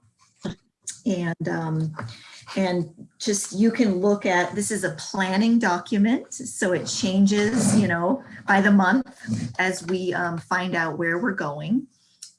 We use this document to say how many full-time equivalent portions do we need. So it's typically not a full FTE for a certain park, but it's a portion of an FTE, a full-time equivalent, that we're saying is necessary in order to staff whatever new development or new trail or something's coming online. Sometimes it's donated items. And then we also calculate a startup cost. So maybe there's a new vehicle, a tractor, some office space or office equipment that's needed. And we put that into the one-time cost. And then we say, what's the annual budget for that? Do they have new utilities? Do they have new ongoing costs associated with that opening? And so last year, since we were really tightening up our budget, we looked at the pipeline schedule and we said, oh, some of these things can roll over to the next year. They're not going to happen until the end of the year or the beginning of 2022. So we really held most of our pipeline, and it will show up in 2022. So you know that the Brickyard is going to be open soon at East Shore State Park. We also had, I thought I saw Encinal Beach on there, but it went away because it was Alameda Point. Yeah, so Encinal Beach Dunes, we know that's finished. We're still working on the Ridge Trail, Gelderman to Niles, the Crowley property, continuing that trail through that property. That's being worked on this year. So hopefully we open all these things next year. Dunbarton Quarry Campground, we've already over the years staffed that project up. So there's not new staff needed, but some maybe one-time costs that has to be reappropriated. And then you can go to the next slide now, Matthew. Let's see, Doolittle Trail, we know we're working on, we don't need new staff for that, but we're putting it on there to acknowledge that that's going to be a new facility that we have to track.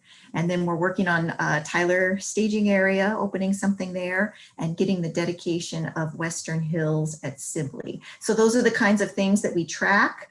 Like I said in the book, it shows you the future years, but we are looking at really it's the park staff.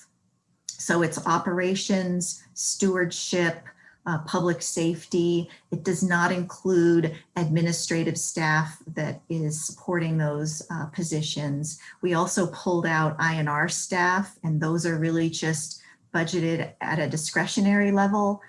When we do have new interpretive programs that are needed, we're not including those in the pipeline, but we are considering them in the budget process as regular discretionary needs that we have. So that's where we try to make sure that we are staying aware of the operational costs of all these capital projects. We also print some of this information in our project budget so that we can see that there are operational costs to these things coming forward. So I think the next slide is just kind of an overall snapshot. In your report, we do talk about how, you know, as we're growing, as we're adding these facilities, we do grow. The Park District grows more than any other agency that I've seen, and you can see the history of our growth. I always like to be reminded that, you know, as property tax revenues dip, what we talked about at the beginning of our day, we have to really hold tight on our staffing, because that is the majority of our base budget where we have our ongoing costs. And the revenues from property tax is our ongoing revenue source. So you can see where we had authorized a bunch of new positions. Thankfully, they were vacant. And then we had to go back and kind of retract them during the recession in 2010. We've been able to grow over the last several years, which has been fantastic. In 2021, we tried to hold tight. The majority of those positions are just making sure that we have all the FF positions that are funded. And we were able to add a few new staff positions, but a lot of that had to do with Measure FF. And so for 2022, we're going to be evaluating what our needs are and what our revenues are that can support that. So that's just kind of a picture of where we've been. Anna, did you want to add anything to that last slide there? Yes, thank you, Deborah. I think it's important to know that while we've grown about 24% in the last 17 years, the pipeline really speaks to a minimal staffing model in park operations, which is truly, truly minimal. So we're still struggling on how to best align staffing structures with the high demand that we continue to experience from park visitors coming to the regional parks. And that we anticipate that demand, public demand for parks, will continue to grow for a couple of reasons. One is population growth and density. And the second one being that folks have the pandemic allowed for the recognition of our regional park system to be part of the social and health infrastructure of 33 communities across 2 counties. So that's an important piece to keep in mind. And then also, Deborah's going to smile, but I have to say it, and I will continue to say that every time we discuss the pipeline. It does not speak to auxiliary functions of the district, meaning administrative and other types of supporting staffing functions, such as legal, finance, and human resources. So it's a little bit, we've been growing disproportionately, and it's an item that we will continue to address. Is that fair enough, Deborah? Thank you. Thank you, Anna. Thank you. Great. And I was also just told that I skipped a slide. So if you will humor me, I would like to just quickly talk about the promissory notes. So Matthew can bring up the slide, but in 2012, we, that's actually when we were really talking about infrastructure needs in 2012. And we said, we need a big chunk of money because we have a lot of work to do. And so they went through and analyzed what the needs were. And these are for things that you don't go to the voters for. These are, our internal staff facilities. And so we issued over $20 million worth of promissory notes. A lot of that was set aside for finding a new headquarters for public safety. And so that was worked on over time, and we were successful in getting the building across the street. And we did a lot of work on service yards, as Anna said at the beginning. There were a lot. MAST did a lot of work in making improvements at many of the service yards and creating storage areas. And that was done quite a while ago. So we still have about $6 million in promissory notes that is set aside for the tenant improvements for the Peralta Oaks North building. That's not going to be enough. So we are planning on going to the market and getting some additional debt funds, right? Promissory notes are a little bit different than capital bonds because we pay the debt service out of our own general fund. So over the last many years since we've issued these promissory notes, we've had about $1.5 million paid out of the general fund on debt service. We are going to be working, even next week, we have an appointment with our financial advisors, and we'll be talking about funding mechanisms for the tenant improvements, which we're not sure exactly how much it will be, but it will be certainly be over 20 million that we'll be going out for. And we'll figure out the right mechanism for that. And it'll likely be another, $1.5 to $2 million in debt service that will come out of the general fund for that. Also, the item that has been kind of laying dormant a little bit is the equipment shop. And so are there improvements that we need to make to the equipment shop? Are we going to seek another location? I'm not sure exactly where we are on that, but there's, I think, a little bit of funding to do some exploring in that area and think about what the needs are in that area.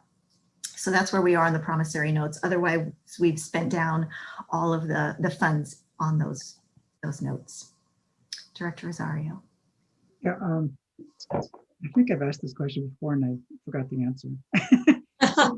So why is it more advantageous to do a promissory note versus taking that amount of money out of reserve and putting it in a separate account and using the interest from that?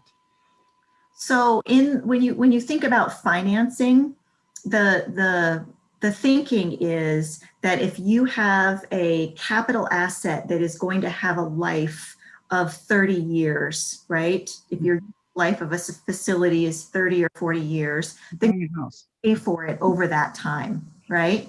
So it makes sense to it's okay that you're going to pay for it over time. And that's really what promissory notes do. If you can get a good interest rate, you're basically saying, give me all the money up front and I'm just going to pay for it over time.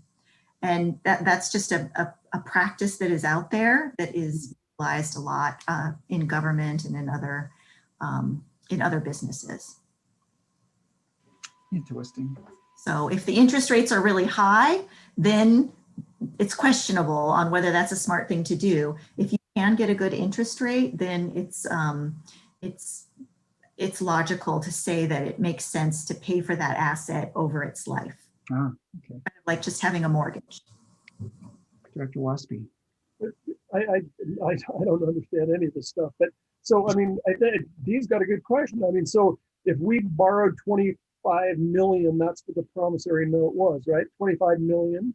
What was the interest rate versus how much does Beacon make us on, whatever our reserve fund is that we're investing?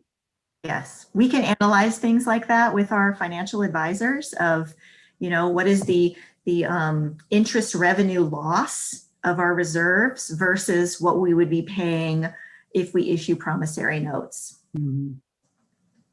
It's a great question. We typically do that type of analysis before we go to market. Great. Thank you. Mm-hmm. Great question. Okay, so if there are no other questions on the capital finance component, let's turn it over to the operations team. Thank you so much, everyone. Really appreciate it. You're welcome. Thank you. Good afternoon, everybody. Jim O'Connor, your Assistant General Manager of Operations. And I think I've got Robert Kennedy, our new Chief of Mast. There he is. Yay. I want to introduce Robert Kennedy, our new Chief of Mast. I'm so glad he's on board. Robert, you want to say a few words? Yes, good afternoon, Board of Directors, EGM Alvarez, or DGM Alvarez and AGM O'Connor and East Bay Regional Parks colleagues. It's my pleasure to be a part of the team, and I look forward to taking on the many challenges and difficulties that we're faced with as a district. But this is a great place to be. So far in my 2 weeks, I've been welcomed warmly.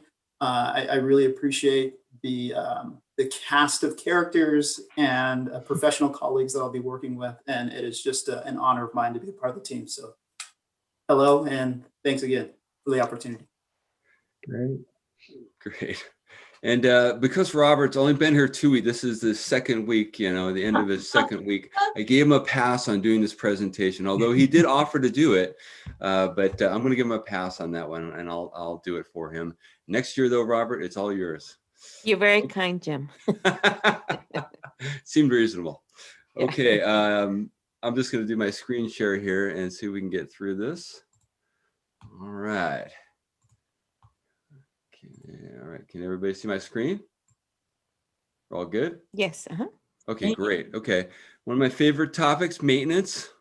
And Jeff and Deborah did a great job talking about capital maintenance programs and how we're trying to really move towards more preventive maintenance work, which will save us money in the end and preserve our serviceability of our facilities into the future. Whoops, let me get in here so we get this thing to work. Okay, just overall, this is the major maintenance program, which is funded through 553. You can see the paving, as Deborah said earlier, is about $3 million. That includes $500,000 of Measure J funds that we get annually. Facilities and structures. Was there a question? No. Okay. Facilities is about $2 million. This is the core of major maintenance work that we do. Utilities and communications. This includes a lot of our pump work that we do, all of our swim facilities and our water systems. And then the residence program is also within this category here. And this is all the work we do for repairs during the year when we have transitions from one tenant to another, renovation work that we do. So that's the money that is used. And that's a combination between NOAA DORT and business services and our MAS staff. This is, let me just take a review of this really quickly. I won't get into every one of these projects. I am going to highlight a few of them. Anthony Show Campground, replacing water lines. This is really important to preserving water when we have a leak. This is an important project. So we did a great project out at Anthony Chabot. Big Break Visitor Center. We constructed a pretty large, I can't remember the exact dimensions, but a pretty large storage shed there that is going to allow operations to keep equipment there for maintenance of that facility, and also frees up some space for outdoor recreation equipment that's used both by the natural staff and our outdoor recreation staff. The Arata Barn, I'm going to take some pictures and we'll talk about that in a minute. That was a great project, a big project on a historic structure. Crab Cove Aquarium, this is a kind of an interesting one. We had a lot of equipment that maintains the large aquarium at Crab Cove. We had a real safety challenge there in terms of the electrical equipment. So MAS staff have taken on to do a complete renovation of that and move that equipment outside rather than under the building. So that was completed in 2020. Castle Rock was an office shade structure there. This is a combination of staff facilities and public facilities. Contra Loma bathhouse tile wall repair, Contra Loma irrigation pump replacements. These are projects that we're doing for water conservation purposes. So that is very helpful there. Big one, Jeff talked about the fact that we did the very large water treatment project at Del Val, which included the treatment plant and the main lines as part of the distribution system. On a major maintenance side, we did replace the raw water intake pumps that are on the Dog Run Trail. So that'll help with our the whole entire system in terms of that.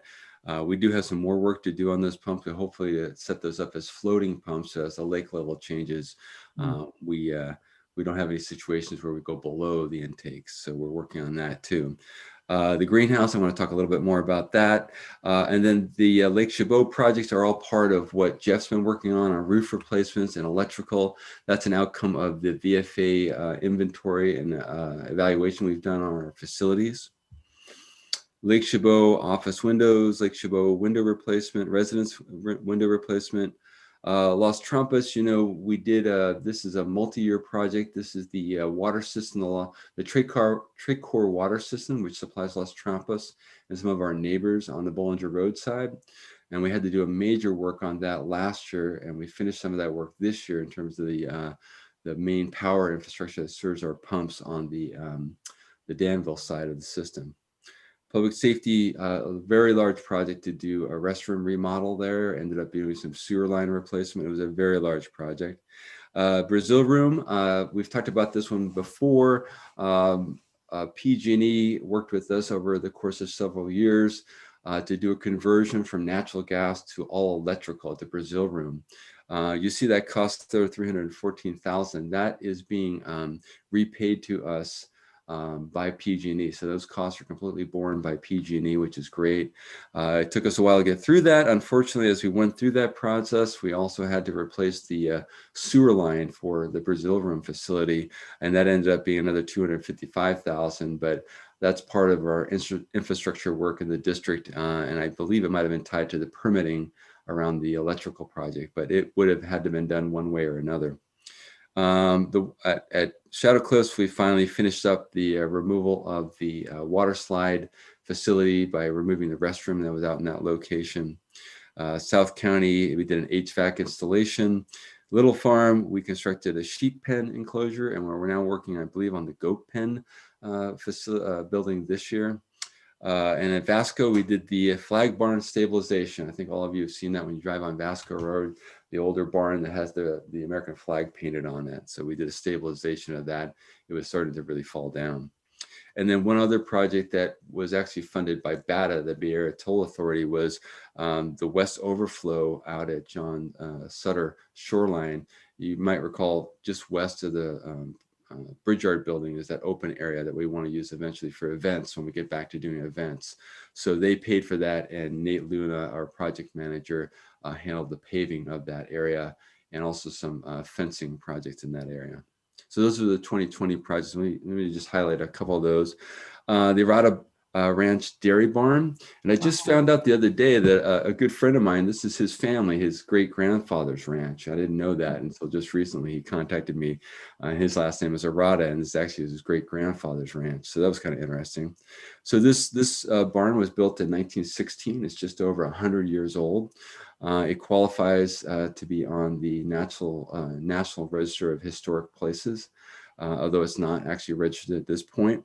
But because of its age, we had to follow the standards to restore it to standard, historic standards. And that's what made this project so expensive. The major goal of this project was really to stabilize it, or mothball it is a terminology we do. I mean, to stabilize it from further deterioration. This is not a renovation project. This is merely a stabilization project. You can see in the pictures here, we did quite a bit of bracing. We did sheathing on the inside walls to increase its seismic stability. And we also had to replace a lot of the boards on the outside, which required custom milling of these boards to meet the historic standard. And the cupolas, you might recall the cupolas that are on the top of the roof, one of them had completely fallen off. So these were taken off-site, completely restored, and then put on the roof. And one of the interesting details here is that the shingles, they had to be milled to historic standards and installed to historic standards, which required longer nails. So it ended up being a really detailed project and expensive. But this barn now will be available when we are ready to develop the interpretive site here at Arata Ranch at some point in the future. And just to be clear, the building is not restored to a point where it can be open for public or staff use. It's merely stabilized at this point, but at least it'll be there when we're ready to work on this site as an interpretive facility. Another picture of it, you can see how much of the siding had to be replaced. It looks great. And we're also working on replacing some of the hinges on the doors so that they meet the historic standard also. Okay, I'm going to move on. Another really unique project that we did in the district with the trade staff is this new greenhouse out at Garin at the Pioneer Dry Creek Myers Garden. This was an interesting project, evolved over several years. We did purchase the greenhouse somewhere in the $60,000 to $70,000 range, but we ended up doing quite a bit more work because you can see the foundation that we installed included a solar mass wall on the backside. And then it was quite a puzzle from talking to the mass staff because not all the instructions came with this. We had to do some customization of this. And Steve Castile offered up, our Chief of Park Operations, made a couple of suggestions in terms of ventilation. So we did some modifications there. And it was quite a project, as you can see from the photos. But there it is, it's done. And Jeff Bennett, our gardener, our incredible gardener out there at Myers Garden, is using it a lot. I think these are coleuses that they grow inside. Normally it would take them months to do this outdoors, and they had to wait till it gets warmer, but he's got quite a batch of them ready to go. And we produce like 500 tomato seedlings that we plant in the garden. So it's a great facility, and we're actually gonna, it has solar panels. And so we're gonna eventually have batteries, and we're gonna be able to have this thing completely off grid and ventilated using solar power and lit using solar power. So amazing project. And I know Director Wieskamp had a chance to get out there and take a look at it. So any questions on that? How about if I go through these and then we'll do questions at the end. And this is just pictures of the dog run project. These are the ones that are not sexy like brand new construction, but they have to get done in order to keep our facilities operational. And this type of work saves us money in the long run. That's why this work is important. And this is something that our water utility staff is really good at. And then this is just a picture of the restroom at Lake Chabot adjacent to the marina. Jeff and Eric replaced about 8 roofs out there.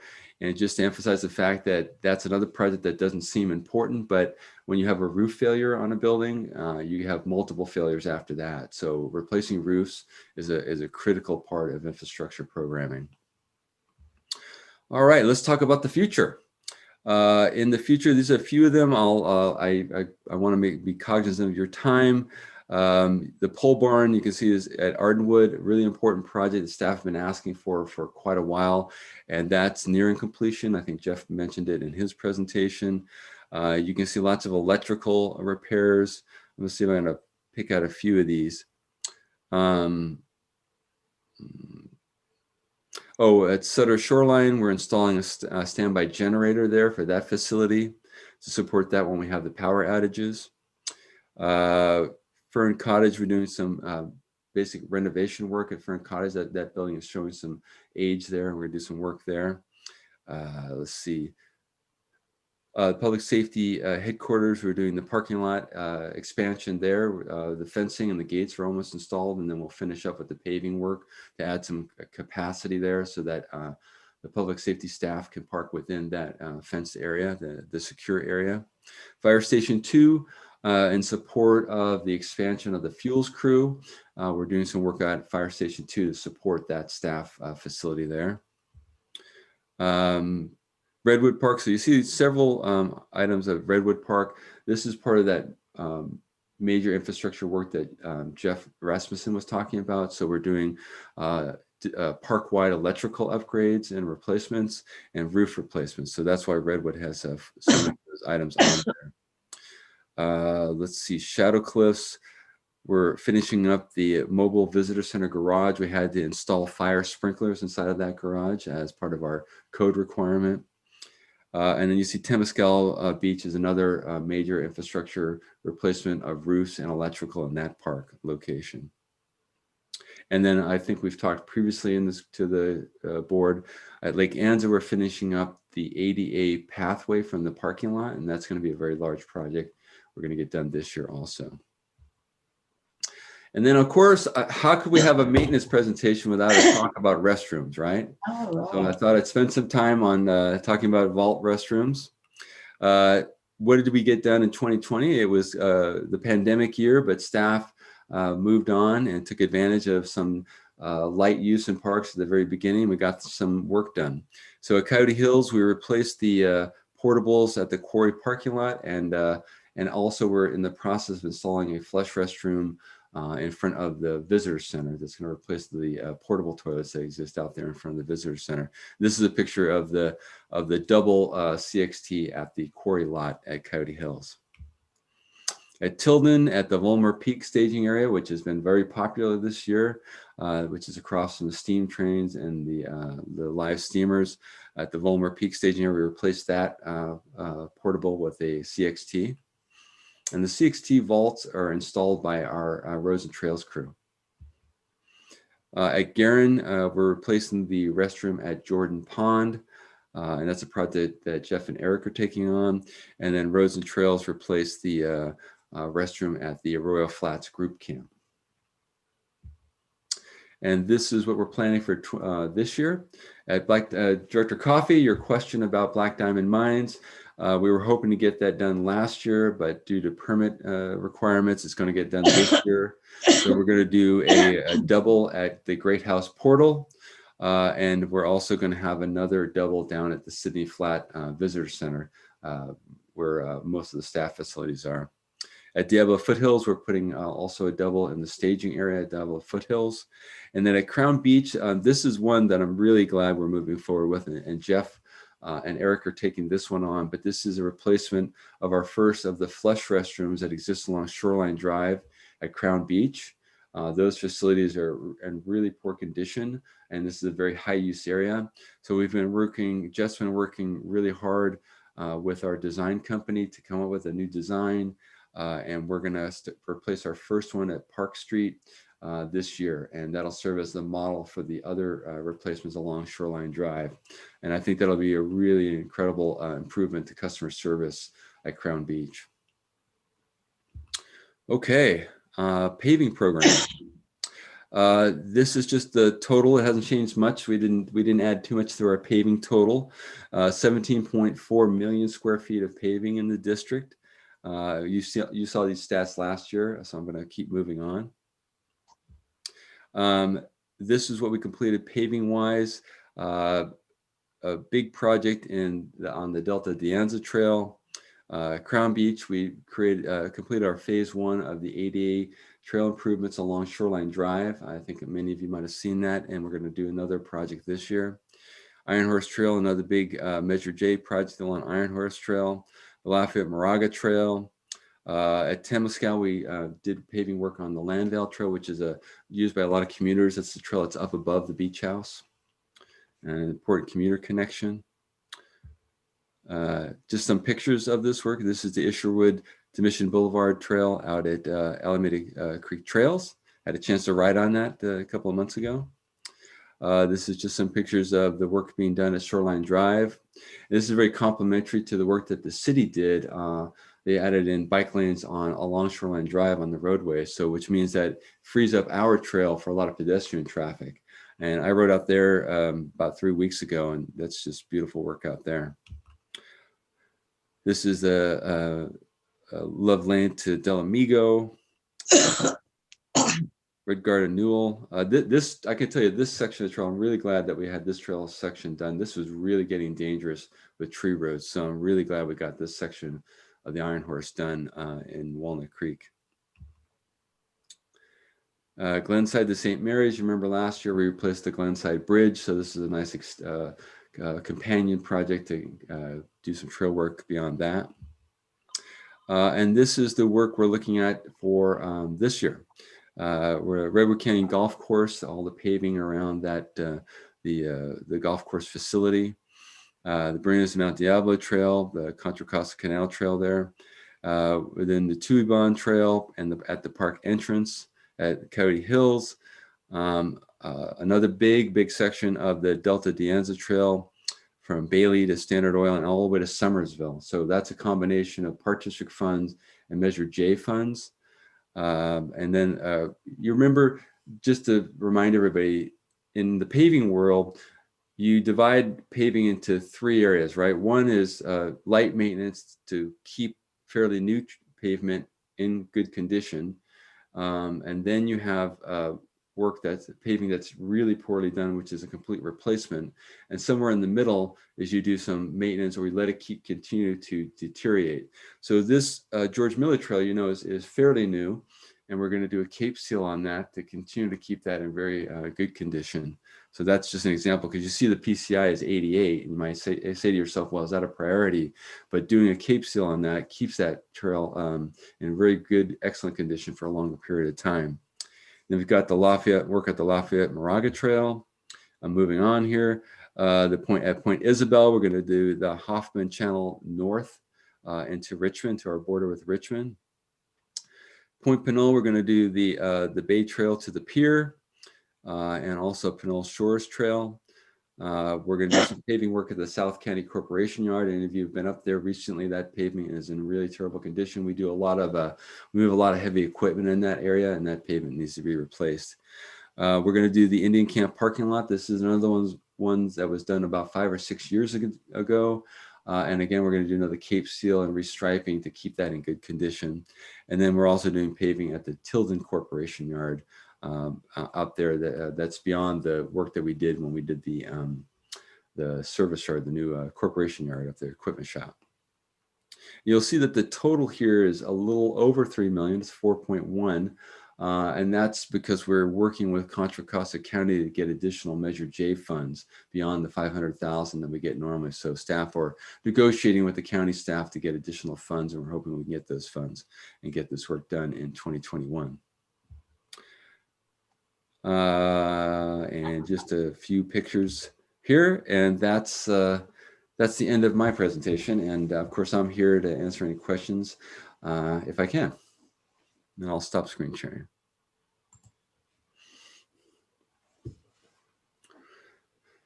Thank you, Jim. Appreciate that. It's quite a lot. It was. Director Rosario, you're muted. A cat has joined you, Beverly. Any questions from the board? Director Lane. Yeah, when you were talking about the George Miller Trail from Port Costa staging to the Martinez Gate, is that pretty much the whole trail? Correct. We're not talking about, so the Port Chicago staging is at the end of the George Miller Trail, the west end. Correct. Okay, thanks. Director Wasby, do you have your hand up? Yeah, I guess I'm trying to look at my notes here, but I guess, Jim, you know, I'm always interested in how much of these projects can be done in-house, because it's such a fun thing to do, and I think we do much better quality work than contractors, in my opinion. But so do you delineate who did what in-house? I mean, I can pick some of the photos out that you did. I mean, the greenhouse and things like that at Garin, but and has the ratio or the percentage of in-house projects changed in the past? Last year we did actually a lot of more work in-house. What's happening, unfortunately, on our major maintenance program is that Nate Luna, you know, Nate's work is split between doing what we call our temporary park access permits or encroachment permits and doing major maintenance, contracted major maintenance.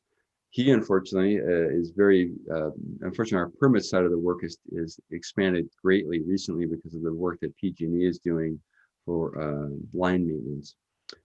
So that's reduced his availability to do a lot of the contract work. So Richard Guest, who was our acting chief of Mass last year, did transfer a lot of that work to our staff. So it was quite a bit of that work done this year. And I agree with you, Director Wasby. We do have incredible staff, especially in our trades group and our roads and trails team, and they do great work. What I like to do is, you know, keep them on really unique projects like the greenhouse, where it takes really detailed work, a park eye, and we want real high quality. I call them the one-off projects, where we really want that park eye in favor versus commodity work like paving. You know, our roads and trail does a lot of detailed work paving, but we also contract a lot of that out because it's commodity work that we can do with contractors. It doesn't take that detail craftsmanship that we like to reserve for our tradespeople. So, but we did this last year, did quite a few of those projects. You know, and if you want, I can also share with you.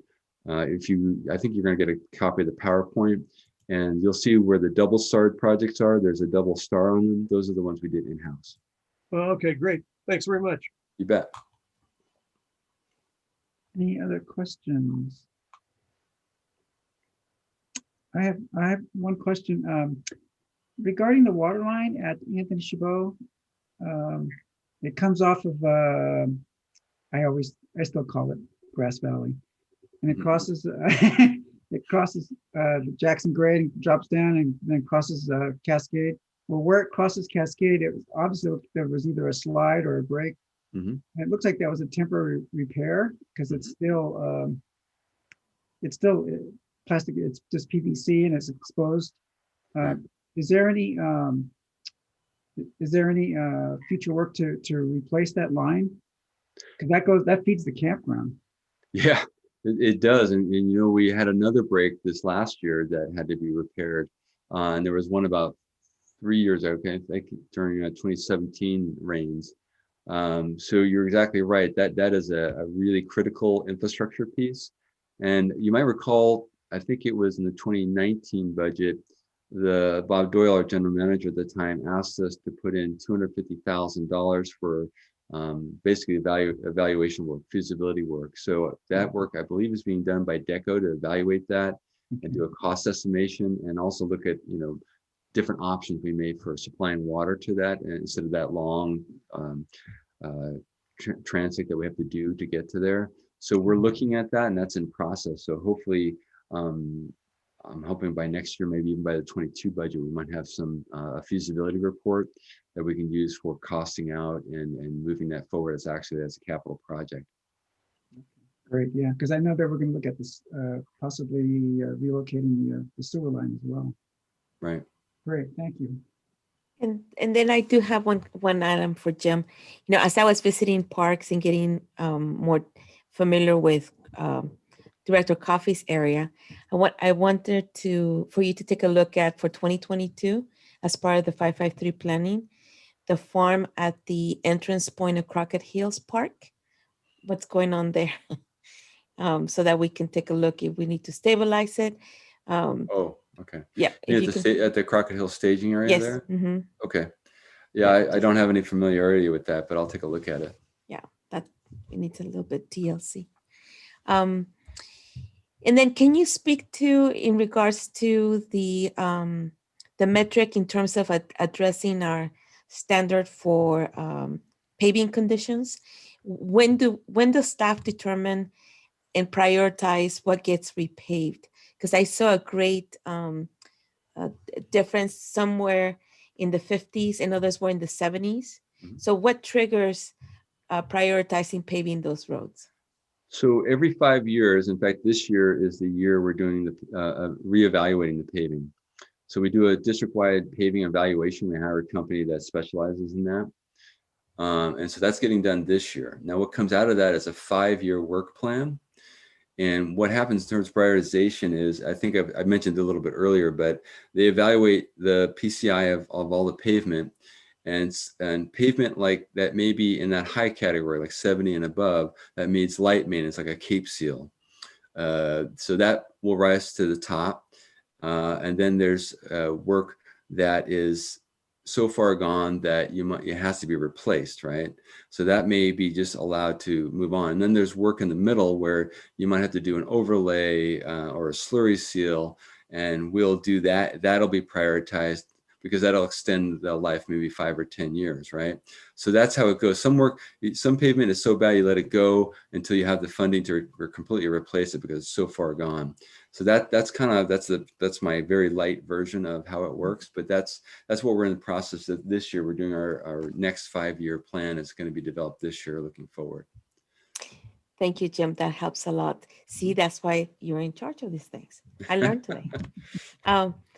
And then with Director Rosario's concurrence, I'd like to just thank Jim for his work in this extraordinary year, aside from responding to the pandemic and delivering parks. He was also in transition, so we had the retirement of his chief of mass, Kelly Barrington. And so that requires some flexibility on behalf of Jim.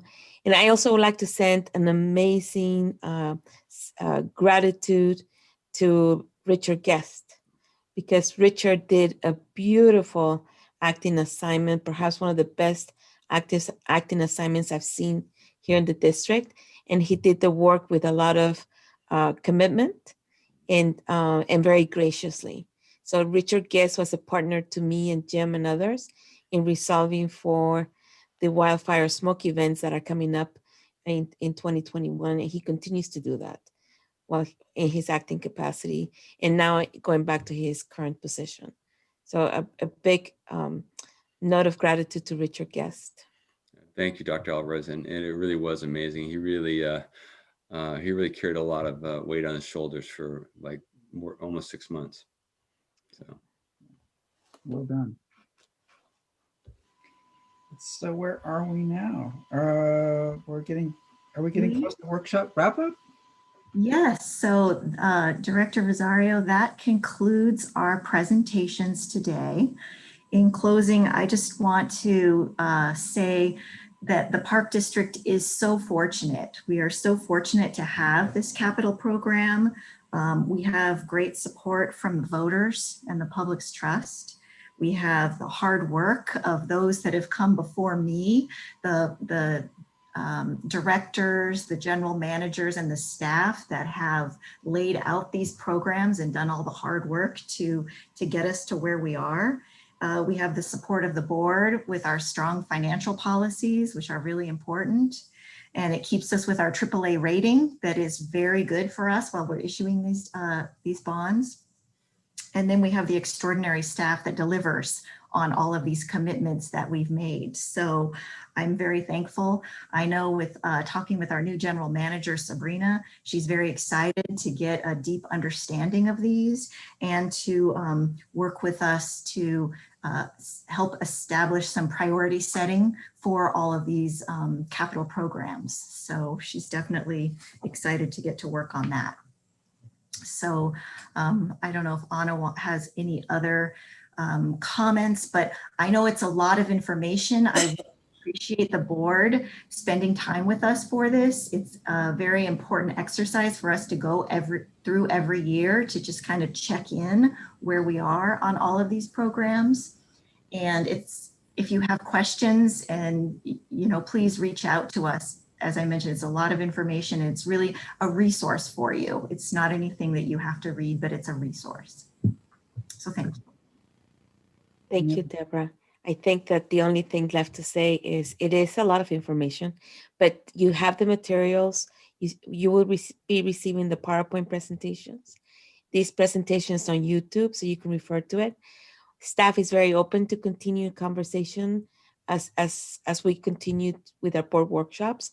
If there's something that triggers your mind in terms of projects, like I called out the Crockett Hill staging area, if there's things like that say, where is this? Please do reach out to us because this is what gets us ready for starting to prioritize and plan for the 2022 budget cycle.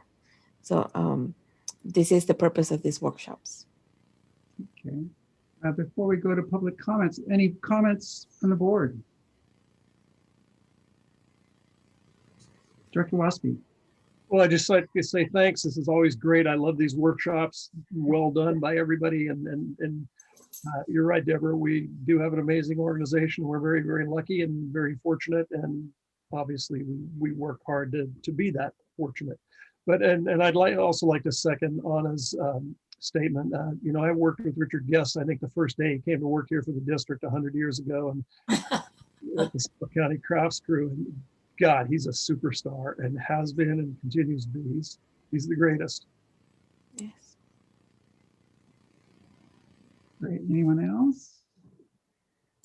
Director Wieskamp. Why don't we all say thank you to everyone involved in this process? Such detail and such empathy, helping us understand a massive undertaking. I think people think of us as a little park district and they don't have a clue of all the things that you're doing to help keep it all going and moving forward. It's not a simple task. From a little roadway to re-roofing a barn, you do a lot of things, and I certainly appreciate it. Yes, yes, yes. Totally agreed. Director Eccles. Yes, likewise, I'd like to thank everybody for really a wonderful workshop and really appreciate all the information that both presented today and that you sent beforehand. Very, very helpful. And also just wanted to extend a warm welcome to Mr. Robert Kennedy. We're really glad to have you on board and look forward to working with you. Excellent. Director Lane. Well, I want to thank you in particular for the Errata barn and the greenhouse. Oh, because both of those are, they are really handsome projects. in addition to ones that are needed and they're going to serve people. Sorry. And so I'm really eager to see the greenhouse one of these days. And it was very gratifying to see all those plants that Jeff already has. It looks like it's full. It was pretty full, believe me. It was full. Yeah. So, we've got some little gems in this park district, and there's some of these projects, and there's a lot of the people. So, thank you again. You're welcome. Anyone else? Yeah, I just wanted to commend staff again on the great presentation. And Deborah, this goes to you. I mean, I think I was the one that named you the naturalist of the finance department, and you continue to earn that handle. And everything seems so much. You make everything that's difficult and complex simple. You break it, and everyone on your staff breaks it down for us, and it's really a treasure, I think. So if I can understand it, then hopefully people in the public can understand it as well. And I just wanted to reemphasize what Dr. Alvarez had mentioned earlier about right-sizing the staff in the parks. And I just wanted to also show that, or say that the pandemic has shown us one thing, is that we are minimally staffed everywhere. And I think it just goes to the dedication and experience and innovation for our staff to get us along where we are. And I'm very, very appreciative. So with that, I believe we have a couple public comments or two. Correct. I will ask, I think Connie Swisher is here. Connie, if you would like to let us know if we have some public comments. Yes, we just received an email from Kelly Abreu, so he would like to make a public comment, and I see that he is on. So Kelly, I'll let you take it away. Okay. Well, all right. Oh, it's upside down. That's why. Okay. Okay. Yeah, it looks strange. Yeah. So there's a long list of facilities that need maintenance that we just went through all these slides, and of course all of us will notice that Mission Peak is not on the list because there aren't any facilities to speak of.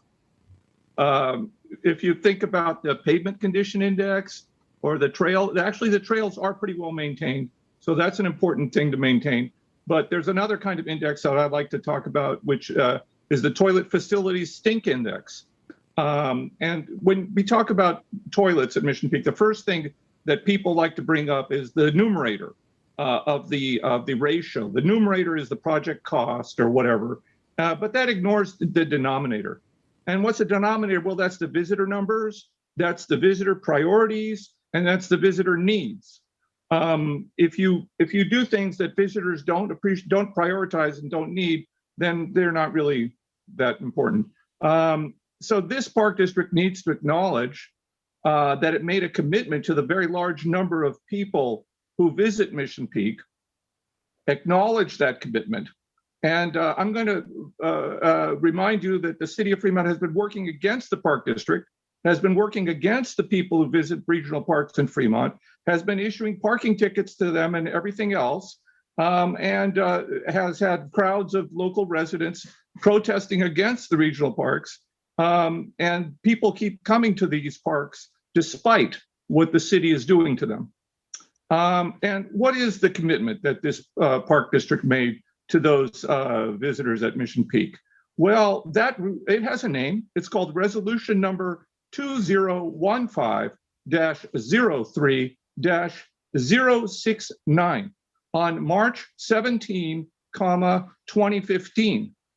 And it authorized $20,000 for the placement of 3 temporary, that's the key word, it's right there, I'm quoting, placement of 3 temporary chemical toilets at Mission Peak, Stanford Avenue. Placement was proposed by MAST, Whereas the popularity, I'm paraphrasing, whereas the popularity of the park has increased, whereas the district is working to complete the EAIR for additional parking and restroom facilities. Remember that EIR? You approved it in September of 2016. Be it further resolved that the general manager is hereby authorized and directed on behalf of the district and in its name to do such acts as may be deemed necessary or appropriate to accomplish the intentions of this resolution. What a nice sentiments. 6 years ago, the sentiment was temporary chemical toilets. They're still there. I don't know how you define temporary, but I think 6 years is not temporary. I think we need water and sewer lines, and whether you choose to place your toilets facilities where they are now or build a new parking lot or whatever, the facilities at Mission Peak, which is what, you know, there were when they were trying to figure out how many people were visiting parks, there were only 2 parks that had enough cell phone customer visitors, but by cell phone records that they could put them into a study. One of them was Lake Chabot. The other one was Mission Peak. Lake Chabot has nice toilets. You just saw they're repairing the roofs. Mission Peak has temporary porta potties, and it needs, I'd like to have water, you know, running water and toilets. Thank you. Thank you. Is there any other public comments? No other public comments at this time. Okay, great, thank you. Well, with that, I think we are adjourned. Be still my heart. Thank you so much, directors. Okay. Yes, we finished at 3:37. So appreciate your time. Have a great weekend. It was good to see everybody. And thank you to staff again for all the work you did on this. Yes, likewise, Deborah. Thank you for all your work.